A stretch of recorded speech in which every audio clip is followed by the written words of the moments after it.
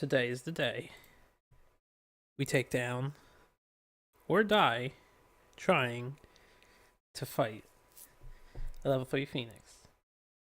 Alright, welcome back to Kingdom Death Monster. Last episode was a completely all over the place. This one, hopefully, I'll be a little more attentive. But first thing we want to do, we can make the blood sheath. We have hollow wing bones, mucculent droppings, 5 organs. We finally have a endgame weapon. When the rainbow katana is left of the blood sheath, it loses frail, gains sharp, and then we add 1d10 strength to each wound attempt. So that is fantastic for us. We have sharp. I kind of want deadly. I don't think I can get deadly. I don't have any way to complete a green. All of my green is looking up or left. So I'm not going to worry about deadly. And as you can see, Eddie's coming back for this level 3 Phoenix hunt. Okay, next thing we're going to do is innovate bone, hide, organ. And let us innovate. Now, I don't have my full turn planned out yet. It really depends on what sort of stuff we get here. Face painting. Face painting does something with a level 3 Phoenix when you kill it. If I want that. Alright, shadow dancing I believe is useless, right?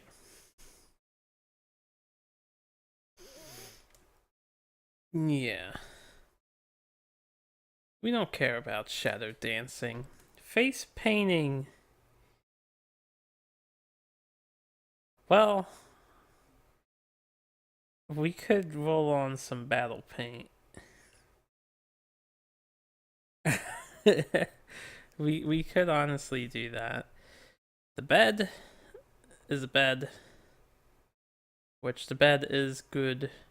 Pictograph will give us certain story events and allow us to run away.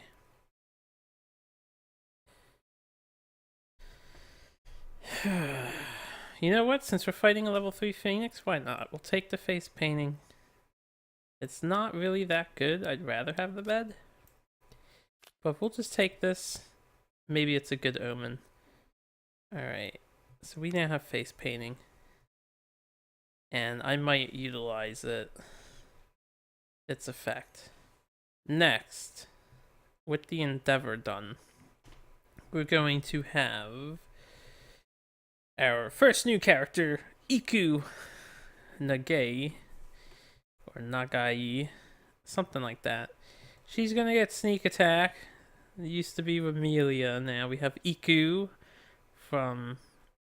So it's also a Toho character. She shoots lightning and stuff. I liked her in the fighting game.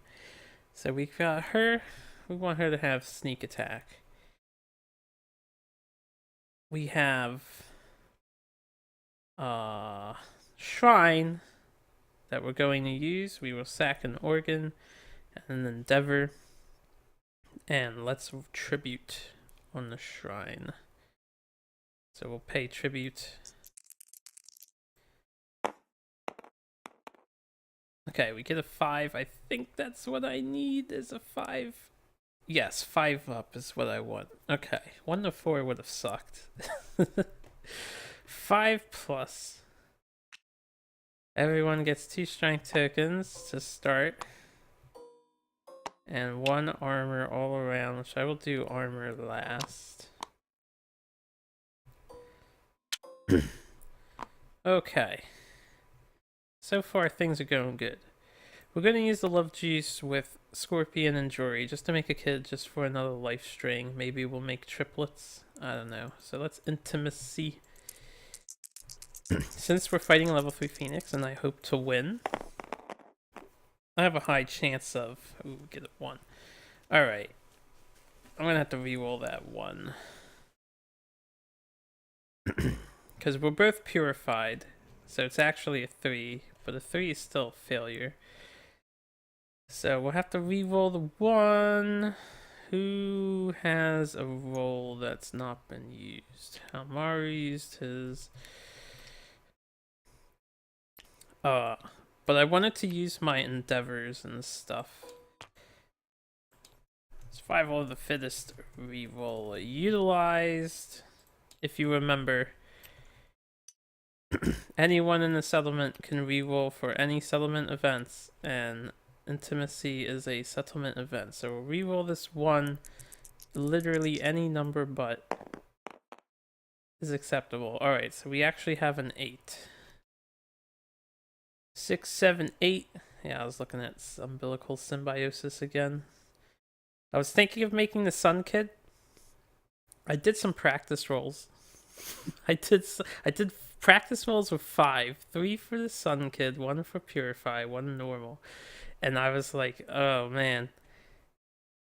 You would think I would average maybe 50-50, getting 25 plus. I did not. I had some bad rolls, so I kind of want the 6 dice.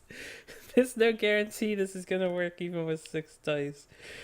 I'm actually really nervous about trying to get a Warrior of the Sun. 10-1 I fail. But anyway, we have an 8. Just get a new population. So we're gonna get a new kiddo. These guys have a deep bond with each other and gain survival. Are we at 11? I forget. Yeah, we are. Haven't used them in so long. Haven't updated them. 10. 10. Way to go, guys. Way to go. Oh, wait. I'm gonna have to update their backs. So, for the new kid... Hold on. Did I close the tab? I did close the tab. I figured I would choose a dead or alive character. Lover or hater?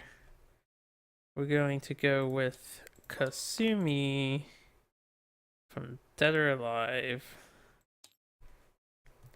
So Kasumi's joining us. Alright. And 11's 2 and 1 and nothing else special's going on. We didn't take the bed options, so welcome Kasumi to the extended family that is known as our settlement. Jurihan and Scorpion will be your parents. And then you will join the myriad of brothers and sisters that I don't even remember who all's in this family. We can take a look real quick once I flip the other 2 over. You're born in year 16. Alright, is that gonna stick? We all know how finicky this is. No, it didn't stick. I don't even understand how that can happen. How could the script not just keep it registered? We'll do like a flip ritual. Hey yo, what? Why is it at 9? I guess it takes time to register each one of the ticks. Hey ho, can you remember the information? Okay, there you go. This is such a weird thing. I don't understand. Whatever. We get a new life string for her birth, so we are at 8 life strings, I think. And then these 2 have a new kid in the extended family. Man, I'm about to... Yeah, Kasumi's short, so we can add her to this one. Got to run out of space. Kasumi. Props to Juri.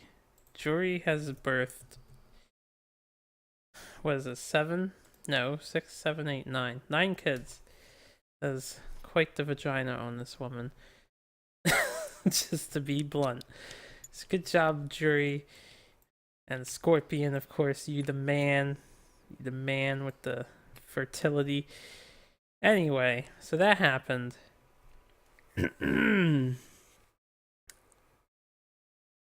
Now, one thing that I have a survival of the fittest reroll. I only have the one. Everyone is insane. I am going to be risking rolling feet twice. It's a 1 in 100 chance. It probably won't happen. We could all die, and that would be very sad. But we're still gonna do this anyway because I want to try a level 3 Phoenix out. And hopefully we survive. I'm doing a very all-in strategy here.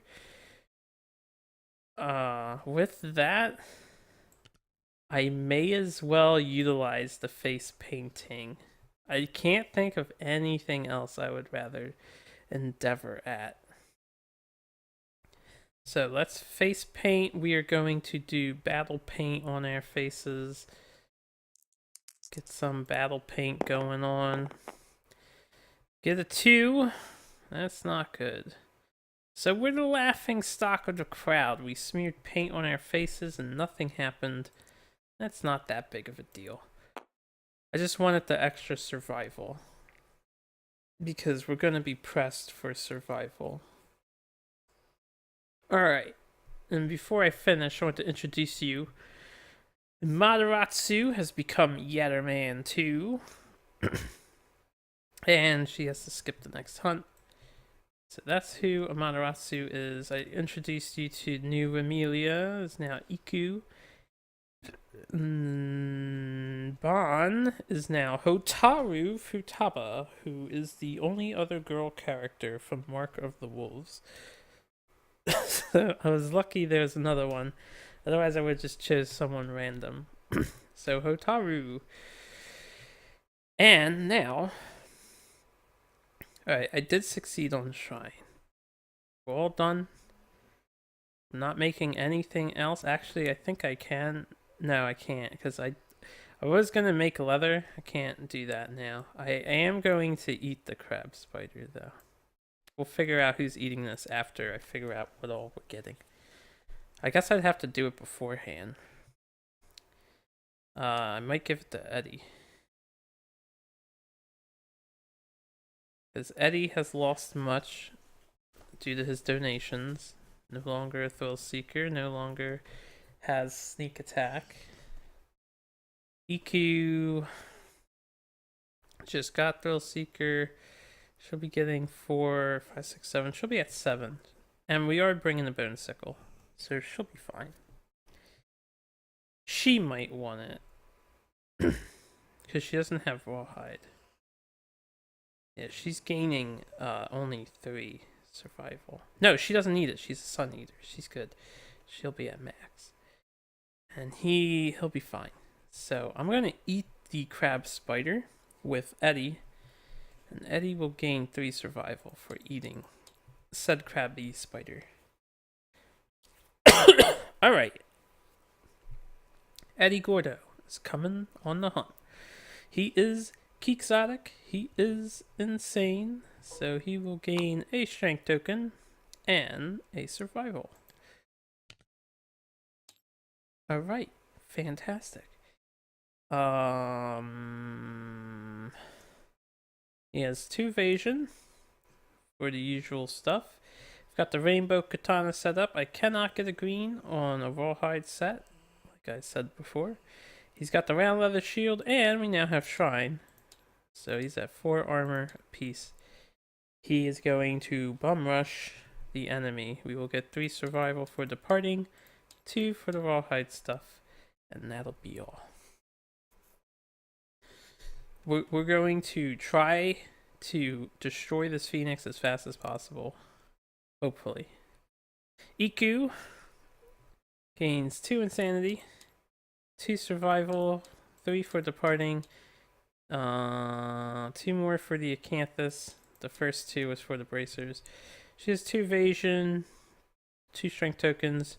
All her armor is at 4 normally, 5 for this, 6 for this, 7 for the shrine.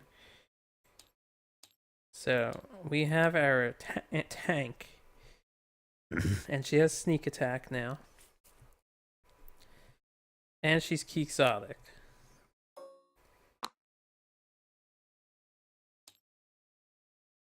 Okay. When she gains the 2 insanity for the mask, she gains 2 more survival as she is peerless. He's not peerless, right? Okay. I think she's good to go. Hotaru will get 3 departing survival, 1 insanity. She has her luck token. We've got the 2 strength for the shrine. We've got Ichnophobia is covered. She doesn't have to worry about it. So we will gain. This is at 3, 4, 5 for this. So it's 1 more for the shield and 1 more for the shrine. Secondary tank. And we're gonna need tanks because the level 3 Phoenix hurts. It fucking hurts. And we still have 3 green. As you can see, so far, I do not have the cat eye circlet. And I do not have the cat eye circlet. We are just going to bum rush this stupid ass bird. I'm not gonna worry about its trap. If I hit it, so be it. I forgot to remove that. Alright, so Zion gets 3 for departing, 2 for the rawhide stuff, 2 evasion. He is still kind of support man as we're going to be manipulating the Phoenix's attack deck a lot. And I don't have an extra shield for this character yet, so he only goes up to 3 for shrine. He's got the bandages, founding stone. I'm just going to throw it blindly and hope for the best. And yeah, we're fighting the level 3 Phoenix. Now, I might lose some of this stuff. Probably going to sacrifice my monster grease on everybody. And the thing about the level 3 Phoenix, unlike most level 3 monsters, it doesn't get more accuracy. So if you have a high evasion character, then by all means, level 3 Phoenix, you might actually be able to legitimately grind off of the thing. She's changing to Eddie. So I need Eddie colors. I always forget to change the character. Is there anything else I'm forgetting? There probably is. But I think we're good to go. You might hear snoring in the background. My dog is sleeping. And I think I only need these 2 dice as he has minus. No, we're gonna need more. 3, I think, for his katana. Normally 4, but he has -1 speed. The other thing about being all in here, Eddie he can take 1 age token and not cease to exist. It's the only level 3 Phoenix I plan on fighting. It's because I still need resources to finish at least 1 set of armor. We still need a halo for the mace. That's all we need for the mace. And getting a Phoenix crest would be muy bueno. I'm hoping for the best. I am a little nervous going into this. I shouldn't be. It's just a damn video game. Well, board game in video game form. But it's still nerve-wracking. Let's see what this level 3 bitch is capable of. If I even make it up to him. Which I think I will. So yeah, Phoenix is all the way down there. Eddie will lead the party to victory. Let's begin hunting this bird with a random hunt event. So 63, I think, is the only one I don't want to roll. There's probably others I don't want to roll. Like anything that'll kill my guys instantly, obviously, I don't want. But definitely don't want a 63. We'll start with a 54 and find out where this takes us. A bone storm. I'm gonna fix the camera real quick. Alright. Mighty windstorms often blow across the open plains. Occasionally they grow so strong that they collect chips of stones and skeletal remains in their shearing depths. The survivors may brave the storm. If they do, suffer 1 event damage to 3 random hit locations, gain 1 courage, archive all fragile gear. Otherwise, the survivors take shelter from the biting winds. You must roll twice on the hunt event table before moving on the hunt board. Additional hunt events means additional bad things. But 1 damage to 3 locations each. I don't really care about gaining courage or any stats of the sort. I'm gonna roll 2 random hunt events. So next revealer, first hunt event. Already off to a brilliant start. 24. Food from the mouths of others. Survivors pass a stone face that appears to be holding something in its mouth. The event revealer investigates, gains 1 courage, which means she sees the truth.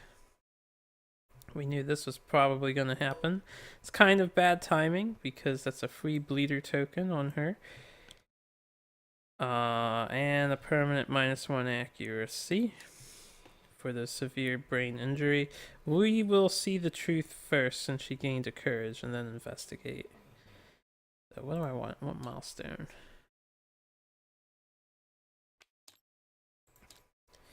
Alright. Suffer blinded, taste death. Okay. Let's taste death. Taste and death. We tasted a 1.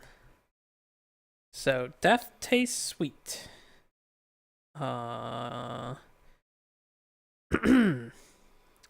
When your second eyelids opened, the veil of darkness was lifted. You recall looking to the sky and viewing a horizon of titanic faces. Each face is different and peers at a different part of your body. Death was upon you, and a strangely sweet flavor swirled around in your mouth. Gain the weak spot disorder, and the following ability, Sweet Battle. You may surge without spending survival. If you do, the action must be used to activate a weapon. Okay, so we don't benefit from that unless we have Sun Eater. But Sweet Battle and Weak Spot. Weak Spot. When you gain this disorder, roll a random hit location and record it. You cannot depart unless you have armor at this location. So Iku has a weak spot on the head. It is covered. That's not that bad. I guess this would be a disorder. So weak spot of the head. We'll just jot that down there. And let me organize these. Put Sweet Battle with the abilities and leave these over here. Okay. So that occurred, and then we have to, 24 on 24, have to investigate. Am I prepared? I am. I'm not the other thing. I'm not, explorer. Get a 5. 3 to 5. It's just a trick of the lantern light. Okay. So just the trick of the lantern light. Nothing's happening. That was the first of the 2 extra events. Let's roll the second. And Hotaru, I was gonna call her Bon, is the next event revealer. So we have a 36. On the trail, survivors rush forward, feeling their quarry close at hand. Skip the next hunt space. If any survivor has noisy gear, we wouldn't ambush if we did. Well, I will skip the next hunt space. So we'll skip the next hunt space. That means I don't have to draw that damn Phoenix card. Usually Phoenix cards aren't desirable. Hopefully I skipped a good one. And we'll move on to a random hunt event. This is going to be Zion.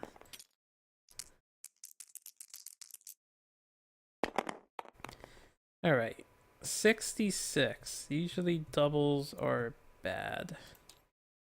66. The forbidden word. Alright. All of us gain 1 understanding, suffer 1 brain damage. Insane survivors gain 1 random disorder. Alright, this one is hardly that bad. We no longer fear feet. At the very least. So I can save my reroll for something actually important. We're starting to get hefty on the disorders, though. Monster Panic. Whenever you suffer brain damage from an Intimidate action, suffer 1 additional damage. Alright, Monster Panic for her. My eye is getting watery again. And I don't know why. I might have to, like in the last episode, step away real quick. I'm recording this right after, so it's the same day for me. And I still have problems. Okay, next settlement phase. Don't do anything, skip the next hunt. Not a big deal. And lastly, she's at full understanding, right? We have 2 people that have seen the truth and the white secret. Interesting. Okay, and Eddie is now hyperactive. He must move. I'll do my best to remember that he's got to move every turn. I need a minute.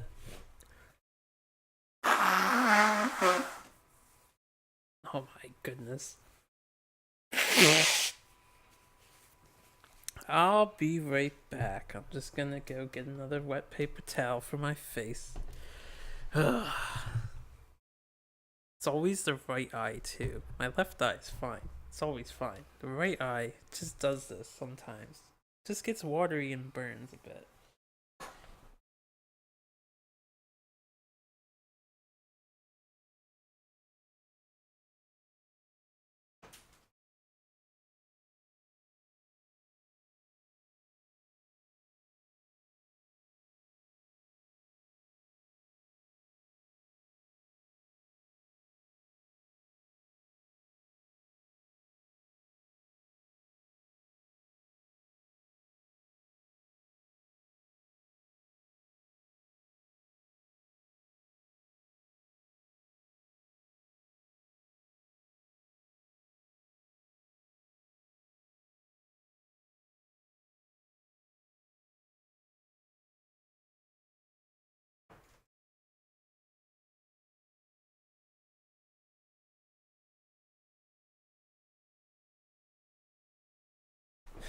Okay. Continuing where we left off. Everyone took brain damage, right? Everyone gained understanding. Everyone took a disorder. I hope the Phoenix gets life early. And then I hope he gives us all age tokens early. I would like to lose these. Having 3 disorders is scary. Not for her. She doesn't care. For him, he does. If I ever roll a 10 on a brain trauma, we're gonna get killed. Okay. That does it for this event. Oh, I almost forgot. Now that I'm remembering. I don't want to go to the swamp, but we want this over here.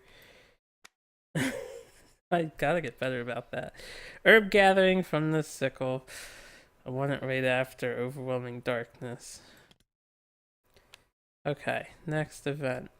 Time flows backwards. Alright. Let me, before I do time flows backwards. This was him as the revealer. Alright, we lose 3 on XP. 1 per level. I just want to make sure their ages are marked so I know they can't gain it again. So we have become quite younger.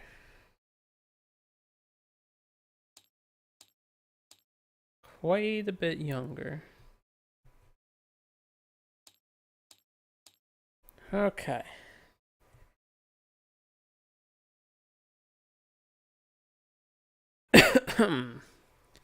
If we all still exist, get a random hunt event.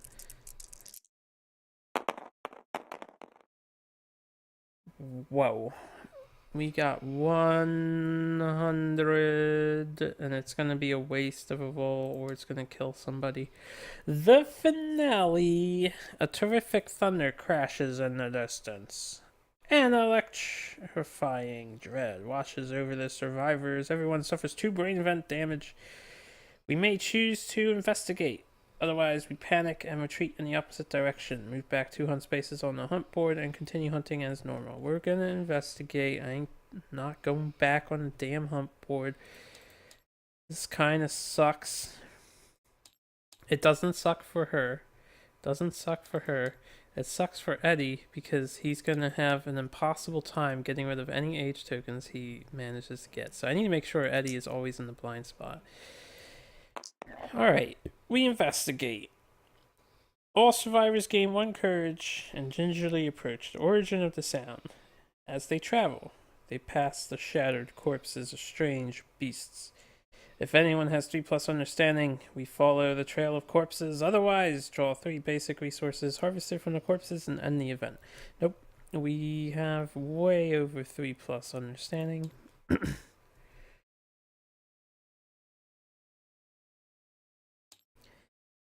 So,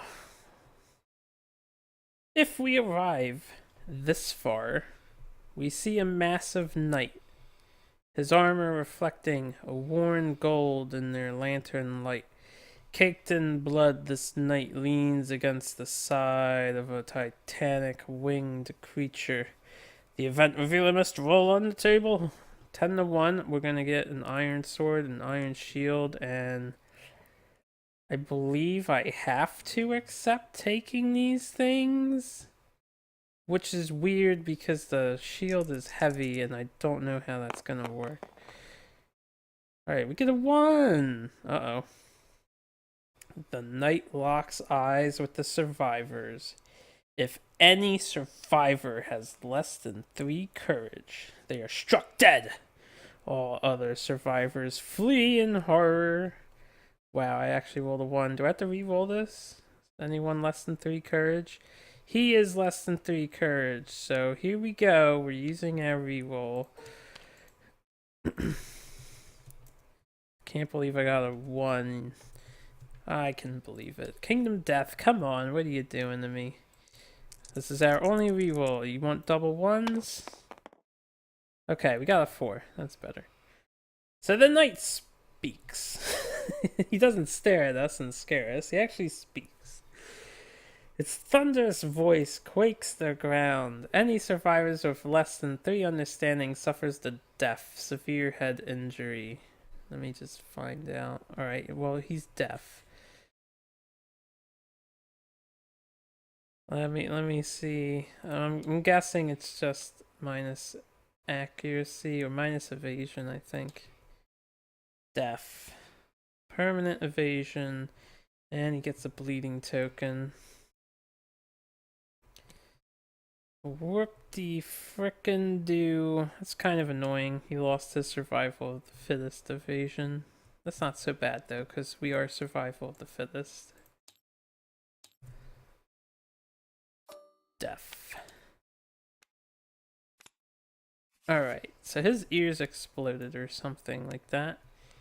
And then the knight extends his arms, offering them his gear. The survivor with the highest courage gains the steel sword and steel shield gear.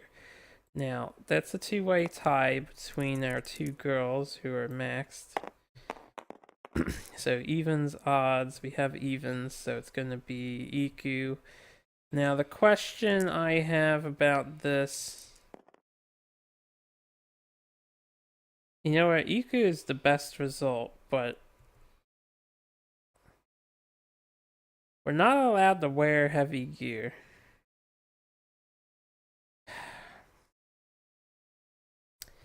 Let me double check some rules real quick.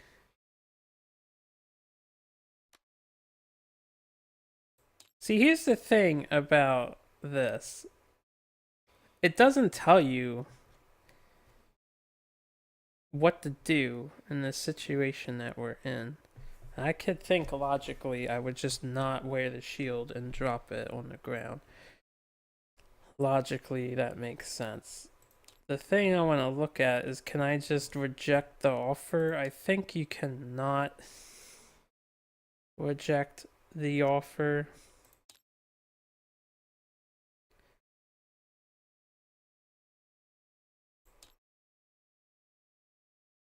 If a survivor gains gear during the hunt phase, they may add it to their gear grid immediately. If their gear grid is full, they must either archive the acquired gear, unless it is cursed, or another piece of gear from the gear grid to make room for it. So I don't have to accept it. Gear grid may not be rearranged when this occurs, and the item cannot be added to another survivor's gear grid. Okay, so I don't have to accept it. He is giving us a steel sword and a steel shield. We cannot use a steel shield. Now this, on the other hand, we could use, but I haven't been using a sword in this playthrough, so I don't really care about it either. You Volo 100, you make it to the night, you burn a survival of the fittest roll to not have one of your dudes die, and then you don't even care about the rewards you get. I mean, this is good. This is definitely good. You get a character with some speed and Berserkum or Frenzium, and this is great. Steel shield is heavy, so I can't even use this. I don't care about it. Kind of wish the rewards were better. There's other ways to get these. Why do you get them both for 100? Yeah, I don't care. I don't care. You can keep your presence. All you did is scream at us and make us deaf. If I got a 9+, I would have considered taking a Thunder Maul, but I did not get a 9+. Okay. So that's a 100. A little disappointing this time, but it's not so bad. Let's do another random hunt event. I feel like so much has happened already, but really not much has happened. We just rolled 54 earlier, did we not? There's another burn storm. Well, I will take shelter. Let's do another 2 rolls. So first one, Iku. And she got an 8. Wailing smoke. Constant moan follows the survivors. Eventually, they enter an area shrouded in thick fog, and the wailing reaches a fevered pitch. Ah, I get it. Every survivor must roll 1d10. Lowest scoring survivor is a straggler. Each straggler gets the table. If anyone has noisy gear, they add +2 to the roll. If any straggler? If any survivor. Well, let me do a noisy check and then we'll roll. I don't think we have noisy stuff.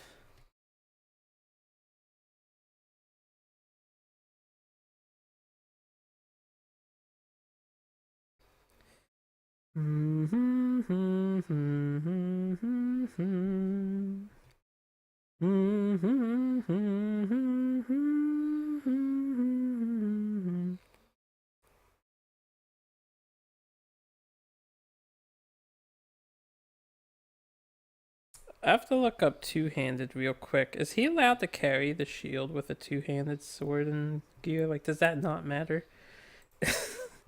I don't know why I think that matters at the moment.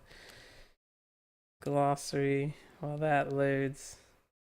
I just need to double check. I don't think it should, but if it does, then whoops. think two-handed is only if you're dismembered. So you have a 3. You are not prepared. So Zion is the straggler. No one has noisy gear to add to the result. Two-handed.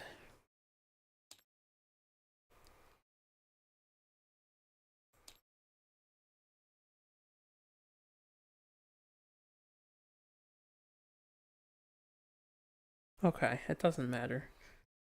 It just takes 2 hands to use. Zion, what you get? Got a 4. 4 is bad, but it's higher than the 3, which is usually the worst. The fog grows soupy and begins to wail. The straggler plugs their ears with their fingers, but it's hopeless. Suffer 1 brain event damage. Ignore this if the survivor is dead. I find it so humorous that shit like this happens. It's like, oh, I just got deaf? Well, then we're gonna do this event for no particular reason and get this result. Just because it's funny. Alright, second random event. 18. It's so weird. Kingdom Death is so weird sometimes. Dead weed. You find a strange plant growing from the eyes of a stone face. Survivors try to harvest it by rolling on the table below. If anyone has a bone sickle, we get to add 2 to the result. We do have a bone sickle, and this event is him as the revealer. We do have a bone sickle. Who's got the bone sickle? We'll have her colored dice roll for it. So we get a 7. I think that's not enough. Try as you might, you cannot pull out the deeply rooted weed. Needed a 6 minimum. Okay. Whatever. So that was the 2 extra events. Dodge 2 bone swarms. Now, hopefully I don't roll a 1 here with anybody, because, well, if anyone does, her. Because I need my survival. I need all of it if I want to murder this phoenix as fast as I hope I'm capable of. So 7, 7, 4, 2. Alright, we're all good. 2. Overwhelming darkness. I don't have the shit memorized at all. -1 speed token for him. We can get rid of that. Can get rid of all of this if no other negatives happen. At least we made it to overwhelming darkness relatively okay. 7 and 7 and 4. 4 to 7 is all in accuracy.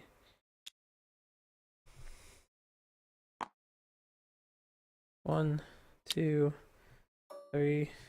Okay. Good job, guys. Now we get to do some herb gathering. Everyone will gain 1 survival. The event revealer is Eddie.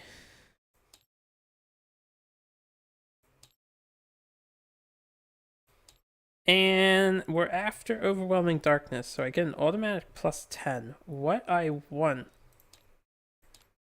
is at least 45, so we want at least 35 points. I don't want to go to the swamp because there's a chance people die in the swamp.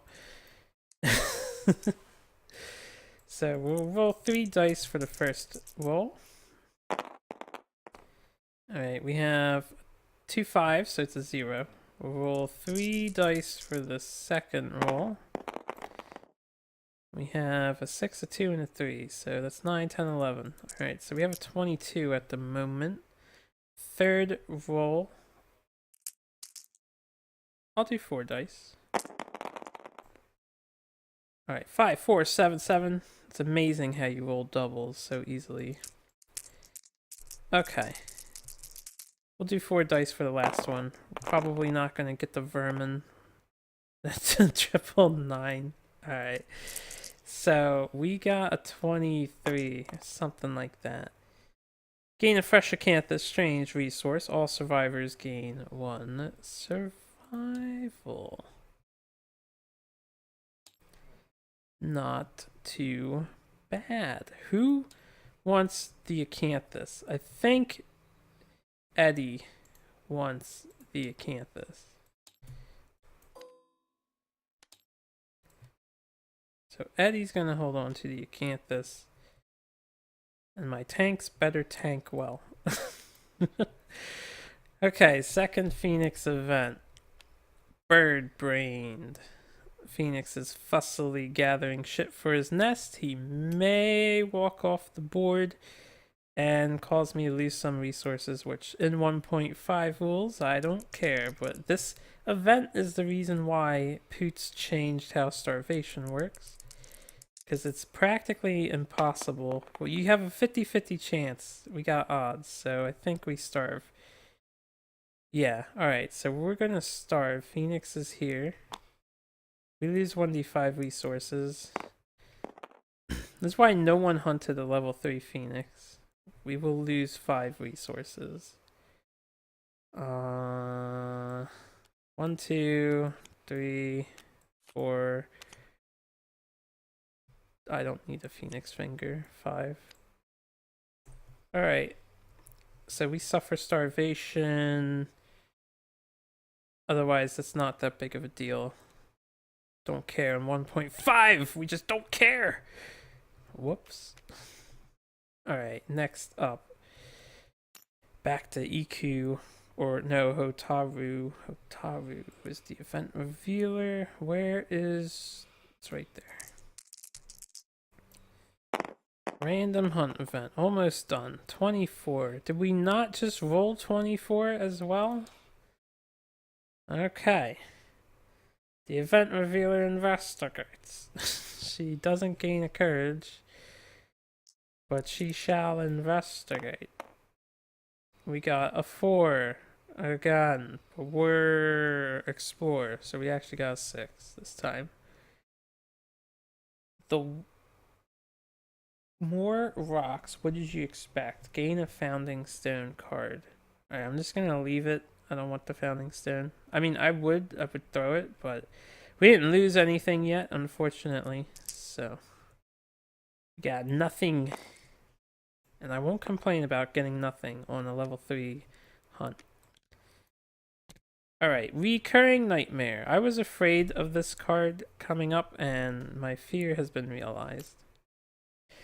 Place the survivors on Overwhelming Darkness. We did this one in the last fight. And we do it again. Now the thing is, I have to do all these random hunt events again and again and again. At least we're not ambushed though.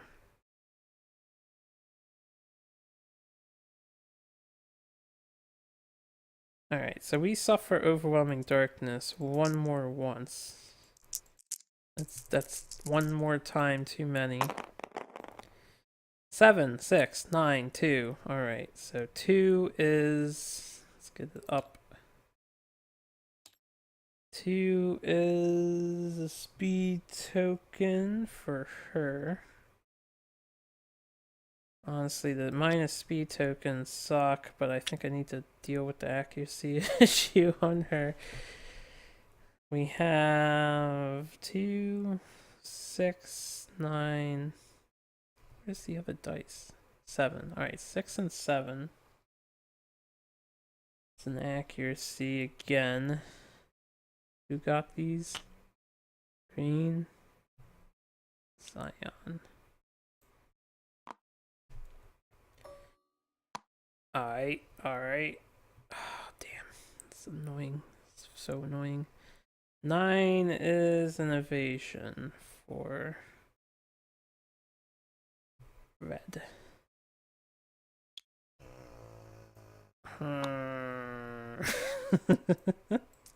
What? I know. It sucks. We hit Overwhelming Darkness twice. Also, not as bad in 1.5 because of Song of the Brave. Okay, random hunt event. We are back to Eddie. 27. I've done so many hunt events. because of the bone swarms. Man stealers. Alright. Choose a random male survivor. Roll on the table. Someone's going to lose their dick. Because this is KDM. We don't roll high in KDM. Evens, odds. It doesn't matter. Alright, Eddie. Eddie. Let's see if he wakes up. Oh, nope. You got a 2. So Eddie has destroyed genitals. Man. Random disorder. Bleeding token. 3 insanity. Well, at least he got some insanity back. Everyone's got like a bleeding token off the bat, though.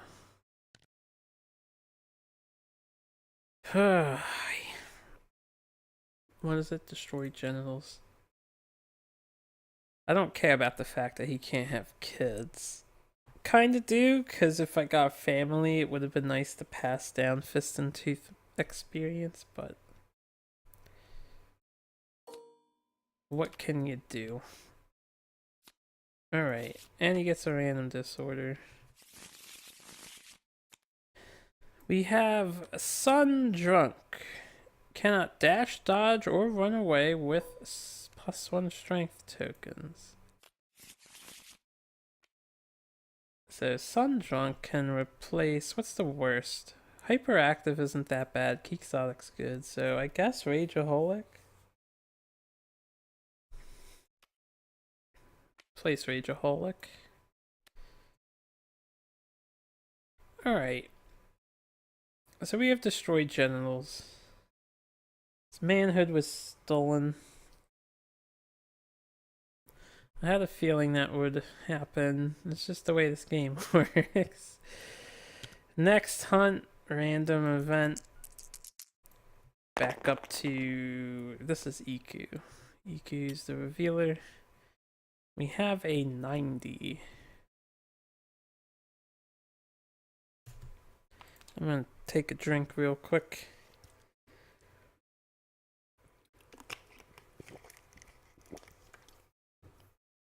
Alright. Light on the horizon. The survivors hear a screeching howl, followed by a crash, and finally an explosion of multicolored light on the horizon. The unnatural light illuminates the survivor's way. We may re-roll the next result on the hunt event table.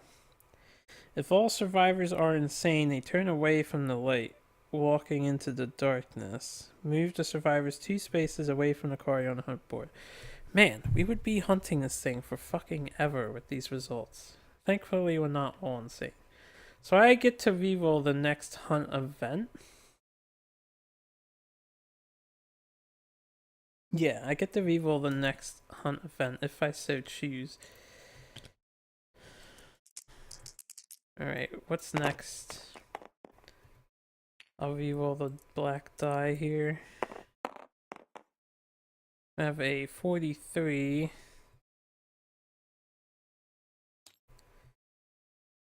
Fresh kill. Circling carrion birds point the survivors to a freshly killed monster. The local scavengers try to defend their dinner, but the survivors can fight them off to claim their prize. Each survivor rolls 2d10, adds their hunt experience to the result. The highest scoring survivor slays the most scavengers and claims the putrid prize for themselves. Do I really have to go through that? Can't I just give somebody a damn basic resource? Alright, we'll just roll all the dice at the same time and figure it out. I'm gonna write it down on a chart too. 7, 12. So I want to put them in the order before hunt XP. 12, 7, 7, 13. 13 plus 3, 16. So 16, 7, 8, 9, 10, 11, 12, 13, 14, 15, 16. We have a 2-way tie. 12. You 15. Just under the other two. So we're all good at killing these birds. We've killed so many. And then 1, 2, 3, 4, 5, 6, 7, 8, 9, 10, 15. Wow. Literally, wow. 16, 16, 15, 15. What the fuck? Can the T16s win?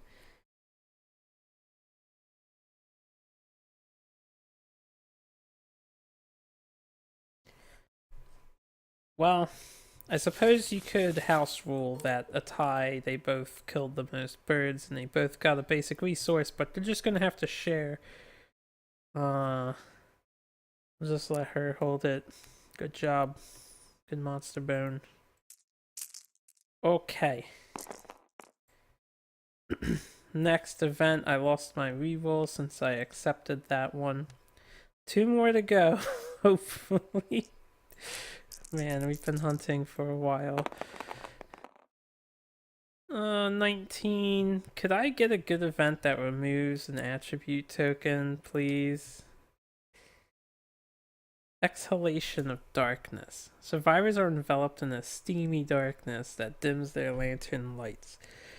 While stumbling in the muggy dark, each survivor suffers from heat exhaustion, losing 1 survival. If anyone has 0 survival, they suffer 1 event damage to a random location. Every survivor must roll 1d10, and the lowest one is a straggler. Each straggler rolls on the table below. Before I do the heat exhaustion stuff, I think there's a way to circumvent it, so I'm going to determine the straggler first.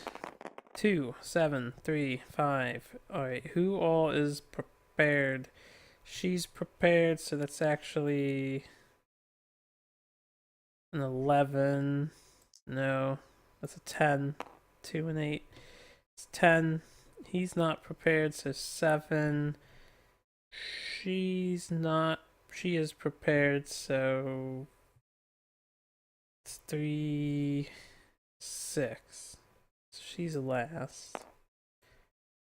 And then 5. He is prepared, and he's got a ton of XP. So she's the straggler. Iku gets a 1. A piece of armor is destroyed by the corrosive heat. Archive a gear card of your choice. I like how they say gear and not specify armor. Because if I lost an armor right here, I would have been super pissed, but I don't have to.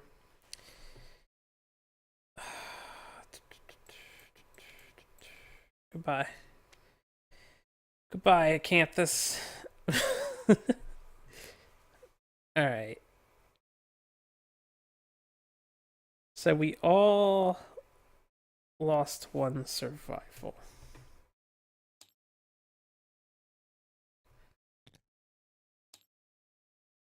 Did I just like pick something up? It sounded like I did. Oh man. Almost done. Then we have an entire showdown ahead of us. The last random hunt event. Maybe. Maybe it'll be good. Survey says it's a 23. What is a 23? Clean water. We may consume, gain a courage, and a survival, and then we may douse our head in the water and roll on the table. Everyone will do it. Everyone's gonna douse their head. I think everyone can consume. He gains, let's do that now. He gets prepared, and he rolled an 8. Alright. Bold, hunt phase, triumph, prepared, gains a permanent strength. Not the stat I would have preferred, but the odds were against us. Alright, he gets prepared. I gave him a survival back, right? Yeah. Alright, you get a survival. And you get a survival. And you get a survival. And we're all gonna put our heads in the water.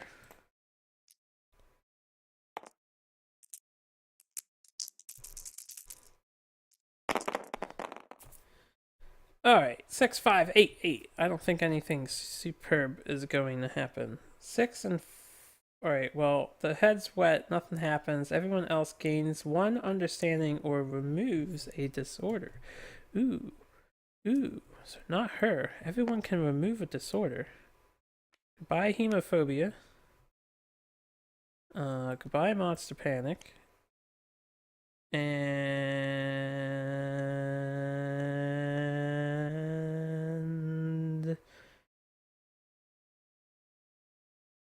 she didn't dip her head in the thing. Was she supposed to skip the next hunt? Did I forget to have her skip the next hunt? No! I'm tired of making mistakes. No, Iku can't be here. I forgot. She got post-traumatic stress. She's not supposed to be here.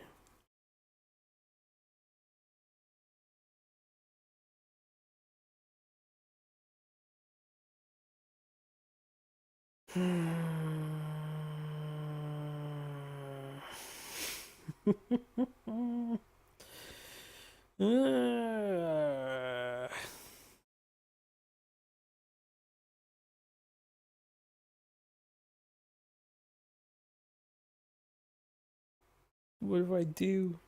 What do I do? I forgot. I forgot.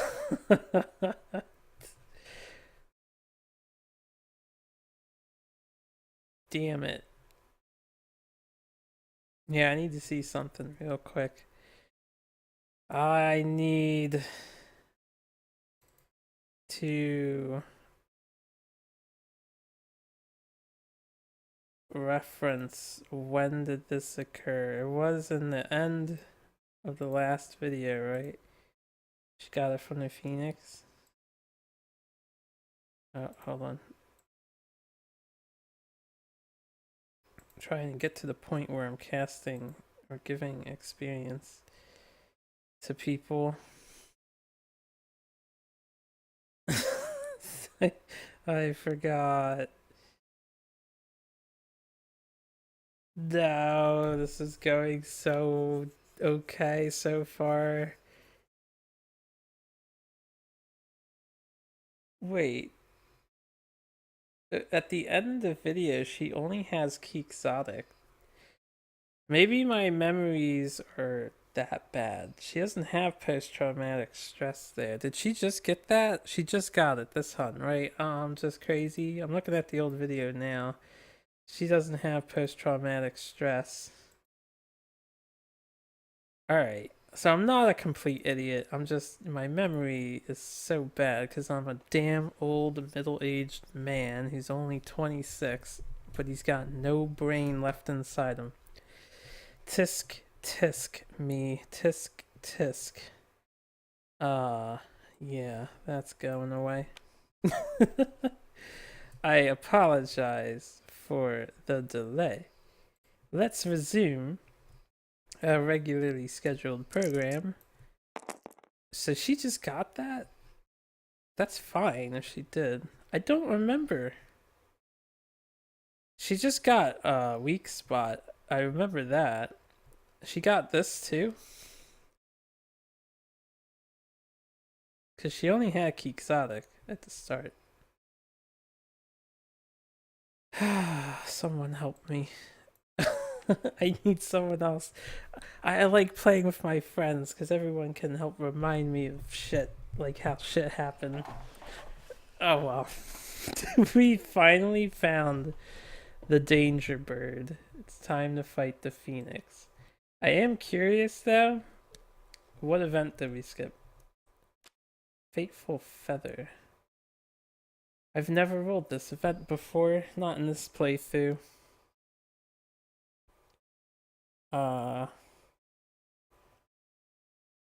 This is the other thing I was thinking of. So if you ever want to grind a character, you can get this. And you can get the benefits of age again. You lose your weapon proficiency, which is the only issue. But you want to do it to a character that you don't care if they're a master or not. You basically, so like say I had someone else hit spear mastery, and that'll still be proficient. But this is the other way to grind a character. Now the problem with this event is if you haven't gotten this one yet, could have had someone eliminated. Yeah. You want this to be after this. Man, am I happy I skipped that. Fuck you, Phoenix. I'm sure you'll kill somebody right about now. You know, I have to say, I don't understand why this has level markers. If the script built the deck according to level by itself, then it would make sense, but it doesn't. There's no reason for there to be level markers on the showdown, right? Unless I'm forgetting something. Okay. Level 3 Phoenix is scary. I think we can handle it, though.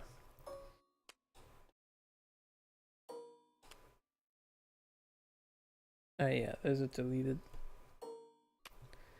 Level 3 Phoenix is a scary bird. But we should hopefully be okay. Oh my goodness. Level 3 has 8 movement, 16 toughness, 2 additional speed, 3 additional damage, and 1 evasion, and 1 luck. So no additional accuracy. He also has top of the food chain. It's like a level 2. So this is in play.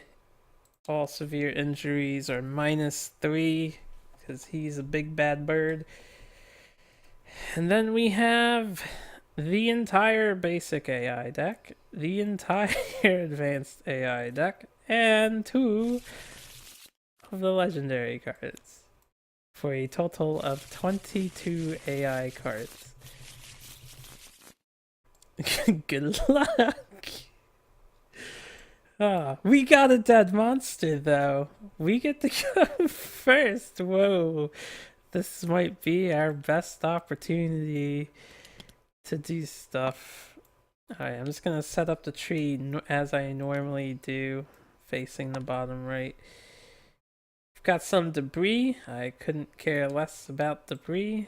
I really wish there was grass. There is no grass, but we get to go first. Okay. Start of the showdown. What's more important for you? Speed. We'll keep the -1 accuracy. Start of the showdown. Song of the Brave. You are the tank, so evasion is nice. You don't have to hit -2 accuracy. You hit on 8s, on 9s. On 8s in the blind spot. So instead I could hit on 8s or 7s, and I want her to attack too. That's why I gave her sneak attack. So accuracy it is. We will simply lose the evasion. Song of the Brave, for you could throw 2 dice or 3 dice. I think you have to just throw 2 dice, because I need you to be hitting. And then accuracy for you, which I don't know how much that's gonna come into play. So it sucks that we have negative attribute modifiers. Maybe he'll do his life thing early, like I said, but I'm gonna try and myrtleize him immediately. And we can start wherever we want.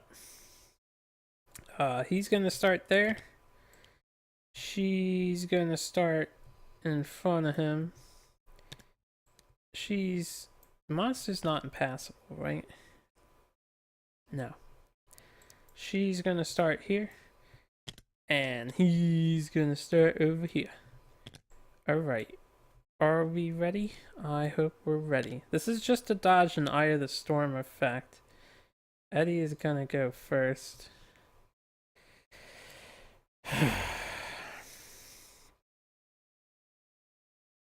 We'll probably all die. Everyone's probably gonna die. Let's try to take my time and pay attention to every single thing.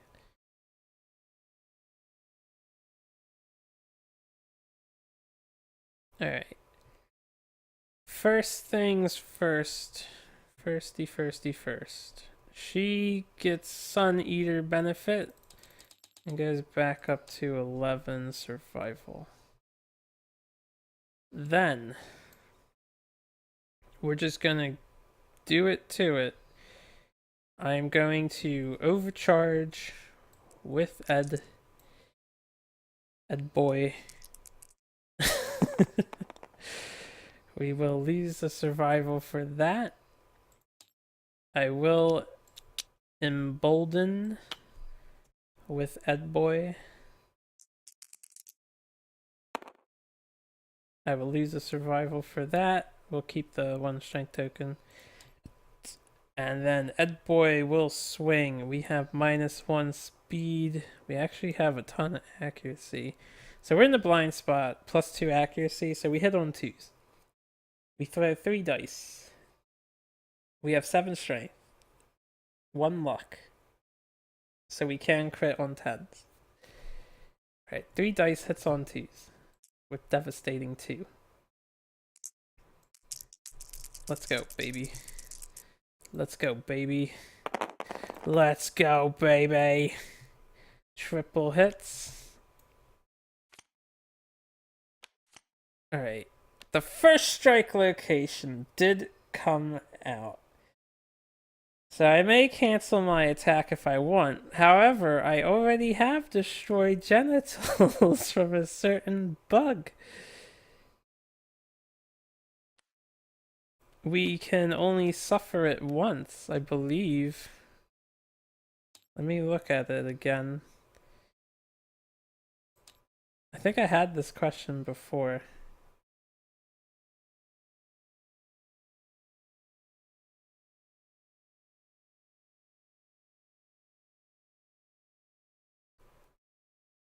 Would I still get knocked down and all that jazz? That's a question I need to look up, because that matters. How would I ask this? In Death Monster... I guess severe injury... Because it says you can only record it once, doesn't mean you can't take it more than once.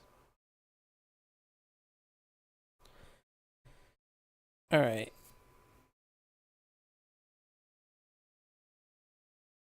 Read the text to the left of the severe injury table. It says if you land on the same severe injury you already have recorded, you just take 1 bleeding token. Oh, does it really?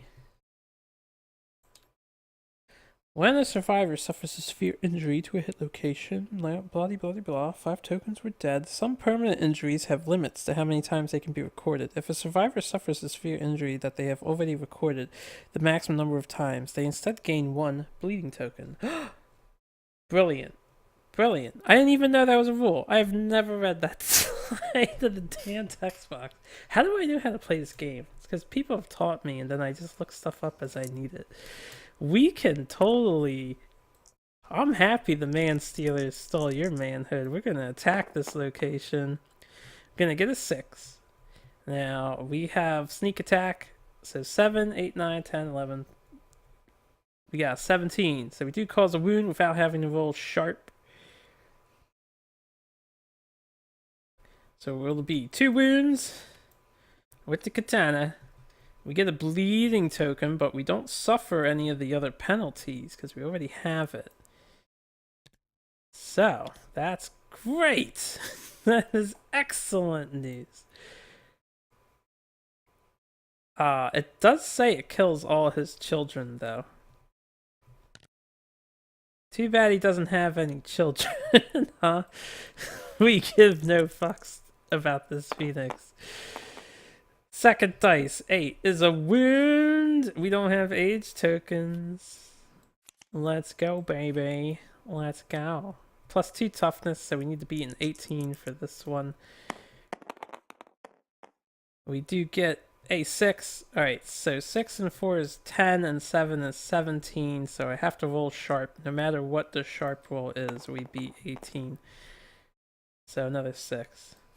Beautiful. Beautiful start. Now I don't want the Phoenix to do his life shenanigans. Alright. We're going to move him over the end of his turn. God, I wish he could surge and do that again.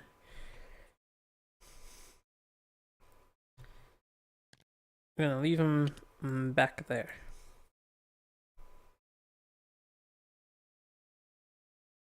I'm going to let 2, 3, 4 Hotaru go next.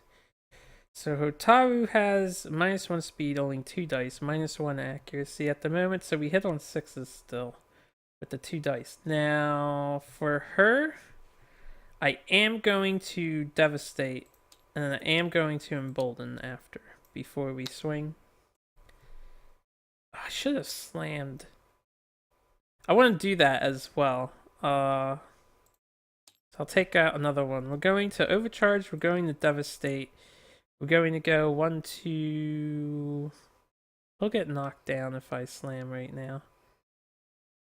I just want the +2 strength. We'll go 1, 2, 3, 4, 5, right? And then we'll be 1, 2, 3, 4, 5. No, that's not good enough.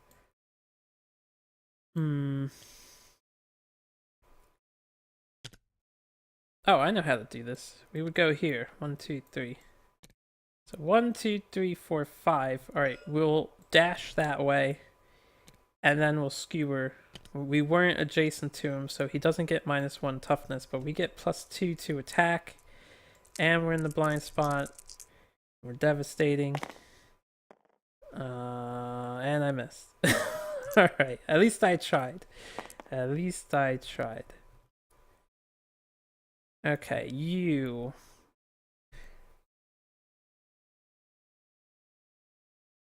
are gonna throw your founding stone. I said I would. God damn it! I get a tail feather and a small feather.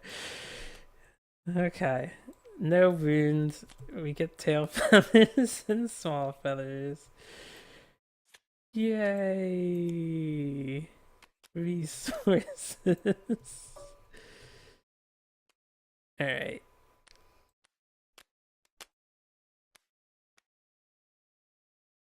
So there goes the founding stone. Now he was the last one to cause a wound, so I'm gonna leave him there. He's just gonna take the first hit. That's all there is to it. Unless she causes a wound here. She's the last one to go. Now her accuracy is an 8 to hit.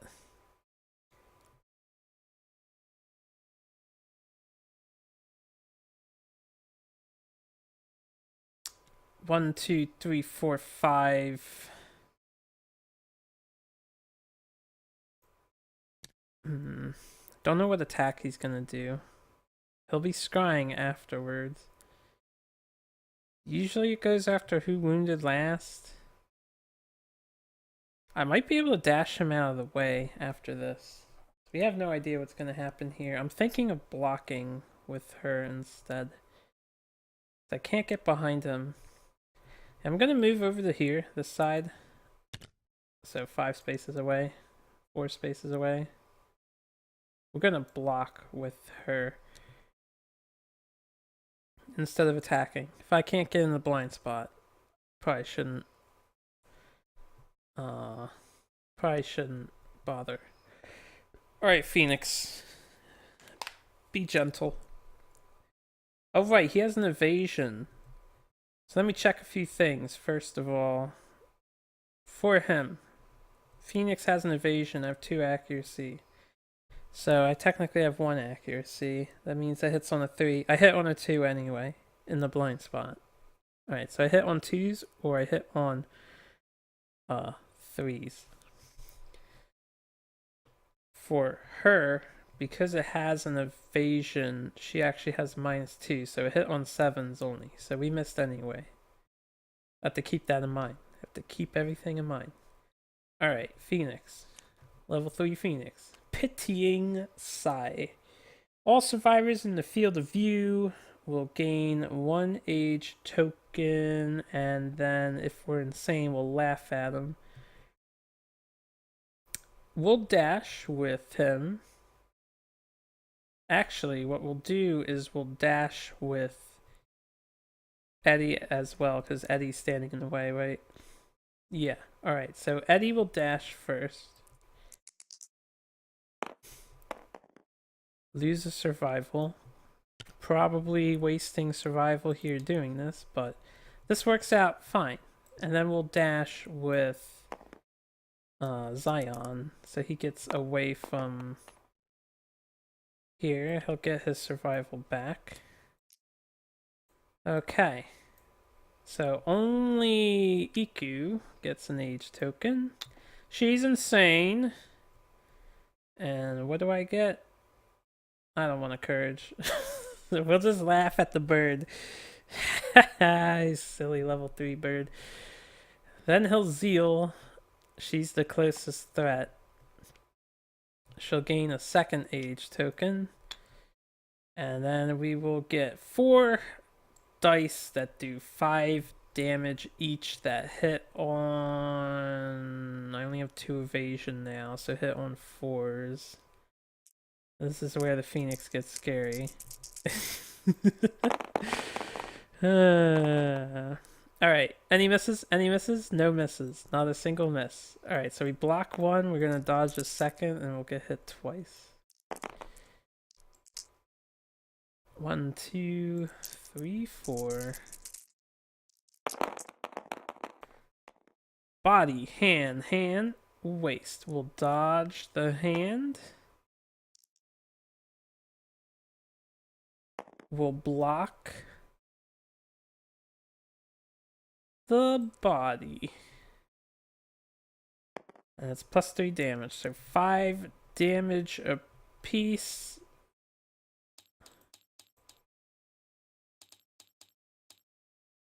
We dodged 1. We're going to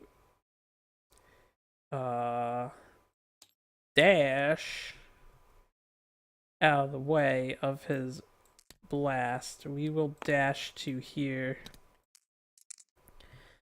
And that is the first Phoenix turn. We're alive so far. Not bad.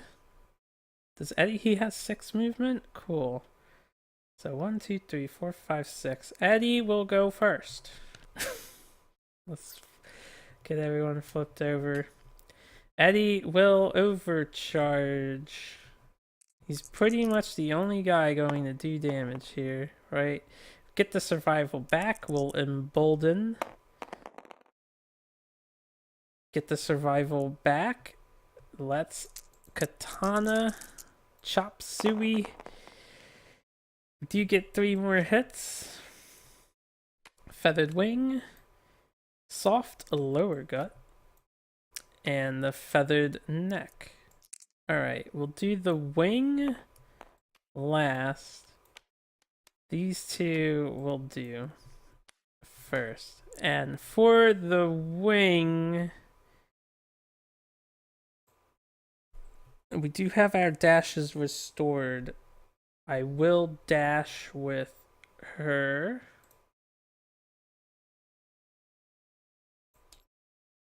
I'm gonna use all of my stuff very liberally.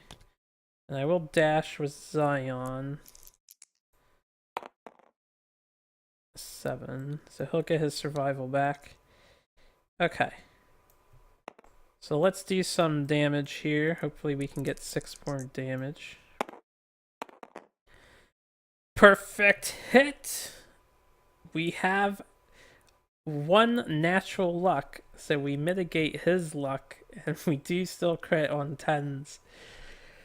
The phoenix's belly opens, spilling a thick, foul-smelling ooze. Any adjacent survivors begin to vomit and are knocked down. Fuck. Persistent injury time leak. All survivors gain Age Eater. We can spend 3 age tokens to gain 1 survival and suffer 1 brain damage. Well, we all got knocked down. I didn't think I would crit. This just says knockdown too, right? Not bash. We all vomit. Still cause 2 damage at least. I guess I regret my ordering a tiny bit. I didn't think I would crit the fucker. Sliced his neck wide open. Alright, we all got knocked down. That means none of us are a threat. So I could leave us all knocked down and she will gain 8 years of age, but then we won't get attacked. Because usually it targets threats. Usually Phoenix targets threats. Can't believe I did that. Fuck. That was 3 good hit locations too. If she gains 8 experience, that's fine. This is the only time we're fighting a level 3 Phoenix. We're gonna stay down. So, start of the monster's turn. He will chatter. Alright, so he's chattering now. We'll be taking a lot of brain damage and doubling age tokens. That's annoying. Draw an AI as well. Oh, he got life pattern. Oh, man. Well,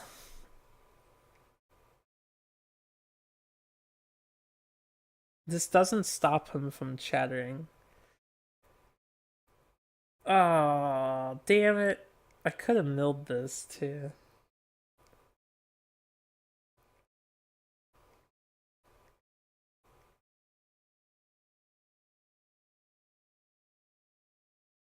Maybe I can abuse this. Alright, so he is +4 toughness. Then he will zeal. I can't abuse it. Because no one's a threat. So he's going to disdain. Damn. These are like the 2 worst cards to see. Is there anything I can do to stop this from happening? No, I don't think so.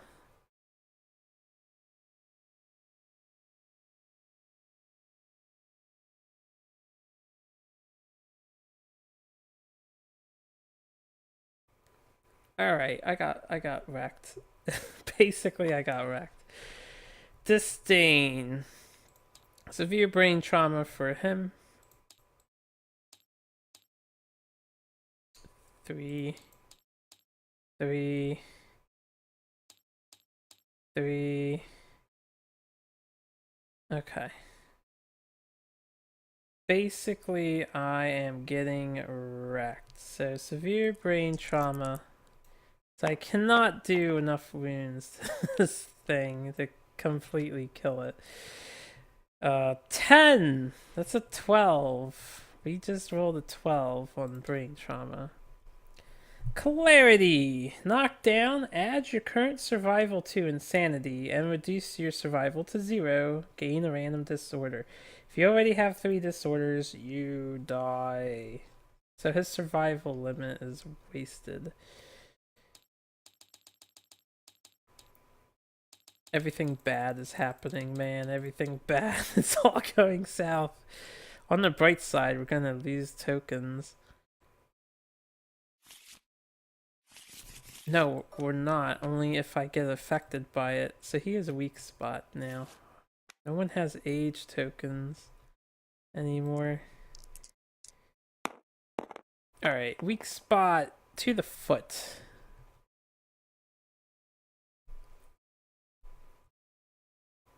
Let's see. I regret not picking somebody up but I couldn't predict this situation. I knew what I was getting into when I decided on this strategy. What I could have did was pick him up, actually, and have him scry. No, I couldn't pick him up and have him scry. The fact that I crit the soft liver gut ruined the game.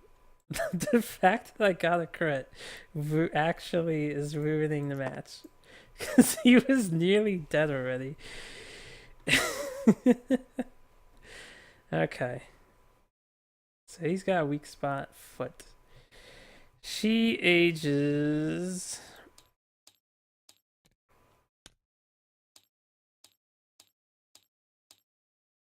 And she already had age 2, now we have age 3. So we'll do that, lose your tokens. Damn. This is nearly depressing. We get a 3. Age 3, get a 3.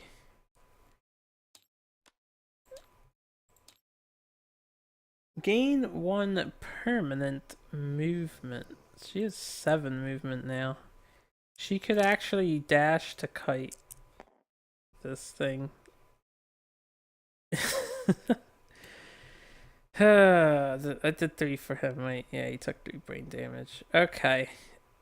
It's our turn.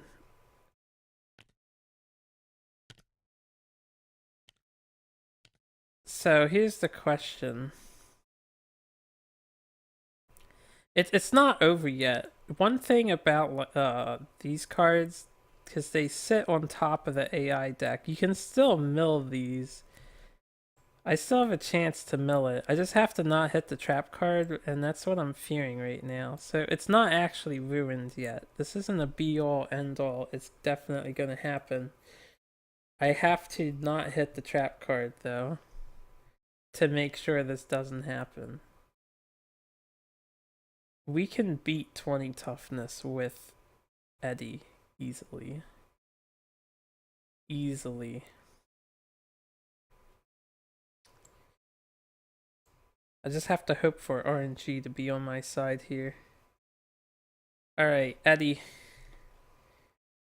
Actually, before Eddie goes, I'm going to 1, 2, 3... No, I can't do that. 1, 2, 3. We'll just go with Eddie first. Eddie will overcharge. May as well go for the gusto. Overcharge, get that back. Embolden. Get that survival back. He's not peerless, is he? Okay, yeah, he doesn't have the peerless stuff. Oh! I should remember to use Analyze as well. Alright. Alright, this is it, guys. This is it. We need to beat 20 toughness to get rid of life pattern. And I need to not hit the trap. Alright, we have a 1, a 5, and a 3. 2 hits. 2 hits is good. 2 hits is good. We don't have to worry, I do have to worry about this placement. Don't have to worry about rewind, though. So we might be able to do this. First, we take a mighty swing of our sword. I got a 2. Shit. Alright, 7, 8, 9, 10, 11, 12, 13. So I need a 7 with my sharp.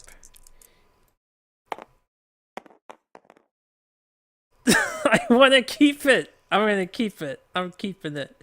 Don't care. It was on top of the border thing that I debate about all the time. We get an 8. 21. We do cause 2 wounds. And eliminate. I didn't mean to flip that over. Eliminate life pattern. So it's not over yet, as Zero likes to say. Alright, next area. We get... Damn, that was... If it didn't lag, tabletop lagged on me. I was gonna go to 10. So we get a 4.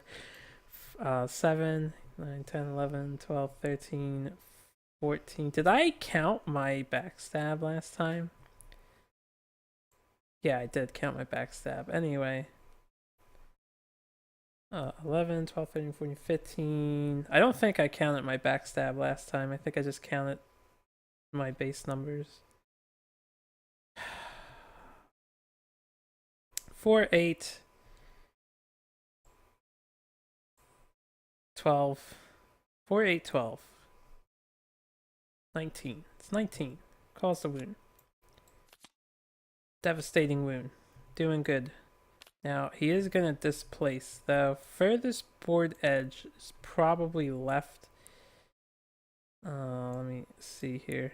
1, 2, 3, 4, 5, 6, 7, 8, 9, as opposed to 1, 2, 3, 4, 5, 6, 7, 8. Yeah, okay. So he's over here. And that is fine. Now, I do suffer 2 brain damage because of chatter, which is also fine. So that occurred. I really wish someone else had the bandages at the moment. Okay. I want him to disdain again. I really do.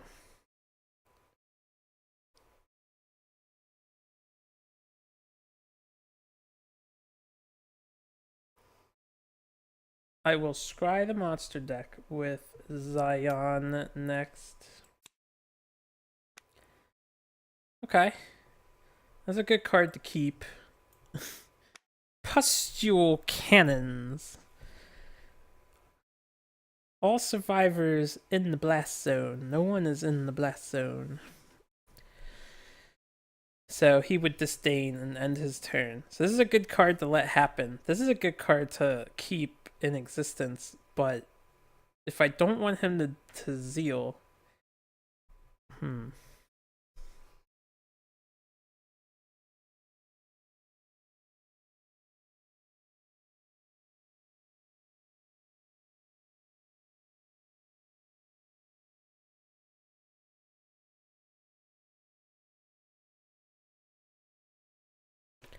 I would rather keep this in the stack than this. Just throw 7 dice at you. And it's an armor break. Doesn't hit me this time, but... Damn.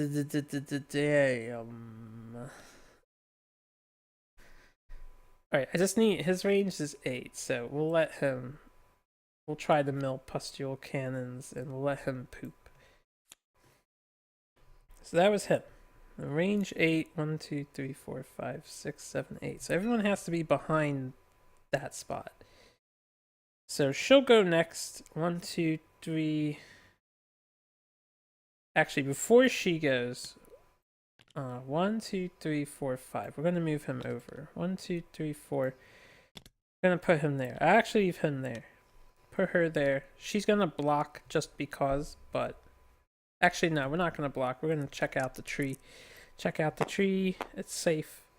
Hey, we get 2. So we're snagged on the thorn with angry ants. We take an arm damage, but we gain a lonely ant. Vermin resource.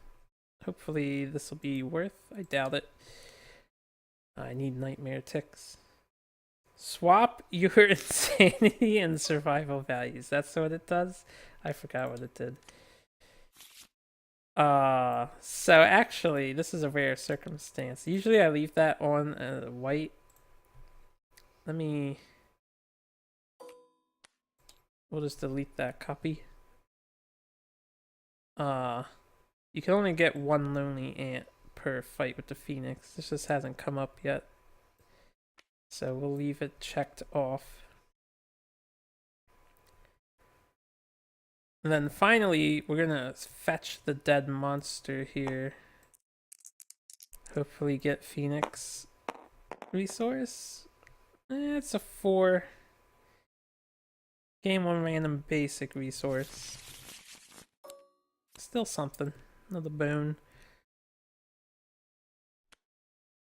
Alright. 1, 2, 3, 4. So we're all out of range of this damn bird. And we're ready for another round of Media. Alright. Bird's turn. He'll poop. No one's in his blind spot, so he does that. Zeal. He will not be in range for basic action, so he will disdain. Alright, everyone takes 3 brain damage.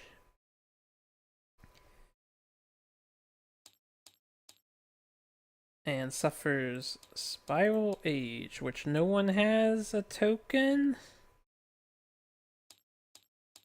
So I would have to say, my panicking aside from Life Age, because I really thought... I forgot you can still mill duration cards. That's why they increase toughness. Severe brain trauma for Eddie. He gets a 4, which is not bad. But that slight panic aside, we're actually doing really well. Knockdown, knockback equal to our movement towards the closest board edge, 1d5. Insanity. We get 1. 1 insanity. Kind of want it more than 1. 1, 2, 3, 4, 5, 6. We are all the way back here. That's kind of a problem. Knockdown's not as much of a problem. I'm just gonna have to use his dash up. Yeah, that's all. Okay, so that was the Phoenix's turn. His turn's over. So it's our turn. Alright, so stand up at the beginning thanks to Fist and Tooth Mastery. Well, proficiency. We're going to dash with Eddie. Ed boy shall lead the way to glory in this day. I'll reroll that.